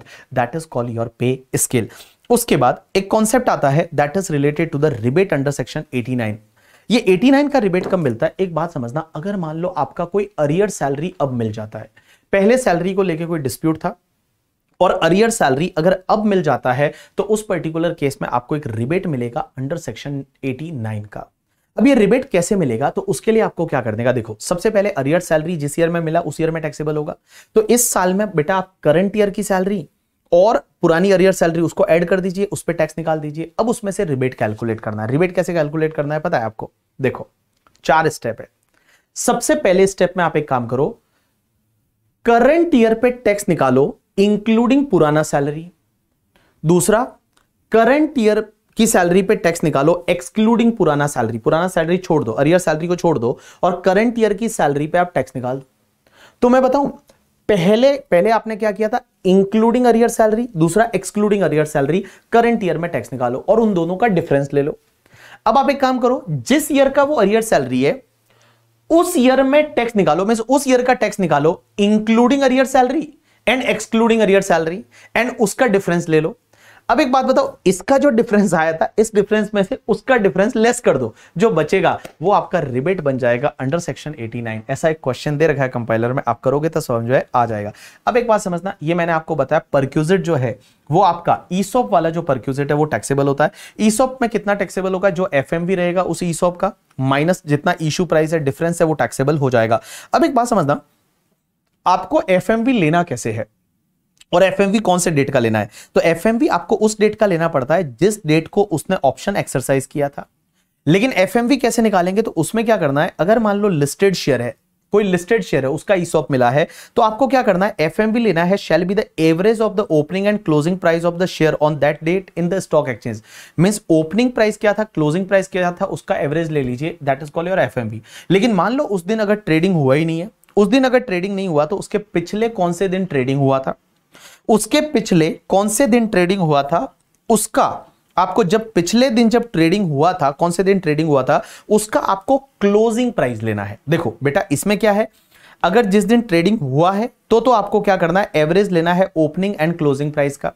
लेकिन अगर उस दिन ट्रेडिंग नहीं हुआ तो पिछले दिन जब ट्रेडिंग हुआ था उसका क्लोजिंग प्राइस क्या था, वो क्लोजिंग प्राइस आप ले लीजिए, that will be the FMV. अब मान लो अनलिस्टेड कंपनी का शेयर है तो उसकी एफएमवी निकाल के देता है आपको मर्चेंट बैंकर, मर्चेंट बैंकर है वो एफएमवी निकाल के देगा। अब देखो एफएमवी कैलकुलेशन से रिलेटेड आपके एग्जाम में क्वेश्चन नहीं आएगा, उसके बाद जो मैंने आपको दे रखा है वो आप एक बार के लिए छोड़ सकते हैं, कोई दिक्कत नहीं है। तो यहां पे आपका ये सैलरी वाला, अच्छा एक और चीज समझना, इस बार से आपको पता है कि आपकी 115 बीएससी है ना वो डिफॉल्ट टैक्सेशन रेजिम है। डिफॉल्ट टैक्सेशन रेजिम मतलब कुछ भी नहीं बोला तो 115 बीएससी फॉलो करना है। अब एक बात बताऊं, 115 बीएससी अगर आप फॉलो करते हो ना तो आपको 5 बेनिफिट नहीं मिलते सैलरी में। 5 बेनिफिट सरेंडर करने पड़ेंगे, आहुतियां देनी पड़ेगी, 5 बेनिफिट को आपको छोड़ना पड़ेगा। कौन कौन से 5 बेनिफिट? सबसे पहला तो आपको पता है एलटीसी का मैंने एग्जाम्पशन बताया था 10(5) वाला, वो एलटीसी का एग्जाम्पशन आपको नहीं मिलेगा, लीव ट्रेवल कंसेशन का एग्जाम्पशन आपको नहीं मिलेगा। दूसरा, आपको एचआरए का एग्जाम्पशन नहीं मिलेगा। तीसरा, आपको कोई भी अलाउंसेस के जो एग्जाम्पशन थे ना, अलाउंसेस के एग्जाम्पशन नहीं मिलेंगे, जैसे वो children hostel allowance, children education allowance वगैरह, वो नहीं मिलेंगे। लेकिन डीटीडीसी मिलेगा। डीटीडीसी का मतलब, डी का मतलब होता है दिव्यांग एम्प्लॉय को जो कम्यूटेशन अलाउंस का एग्जाम्पशन मिलता है 3200 पर मंथ, वो मिलेगा। टी का मतलब होता है travelling on tour allowance, D का मतलब होता है डेली अलाउंस और सी का मतलब होता है कन्वेंस अलाउंस। इसमें क्या होता है, जितना अमाउंट आप स्पेंड करते हो उतने का एग्जाम्पशन मिलेगा, वो मिलेगा एग्जाम्पशन।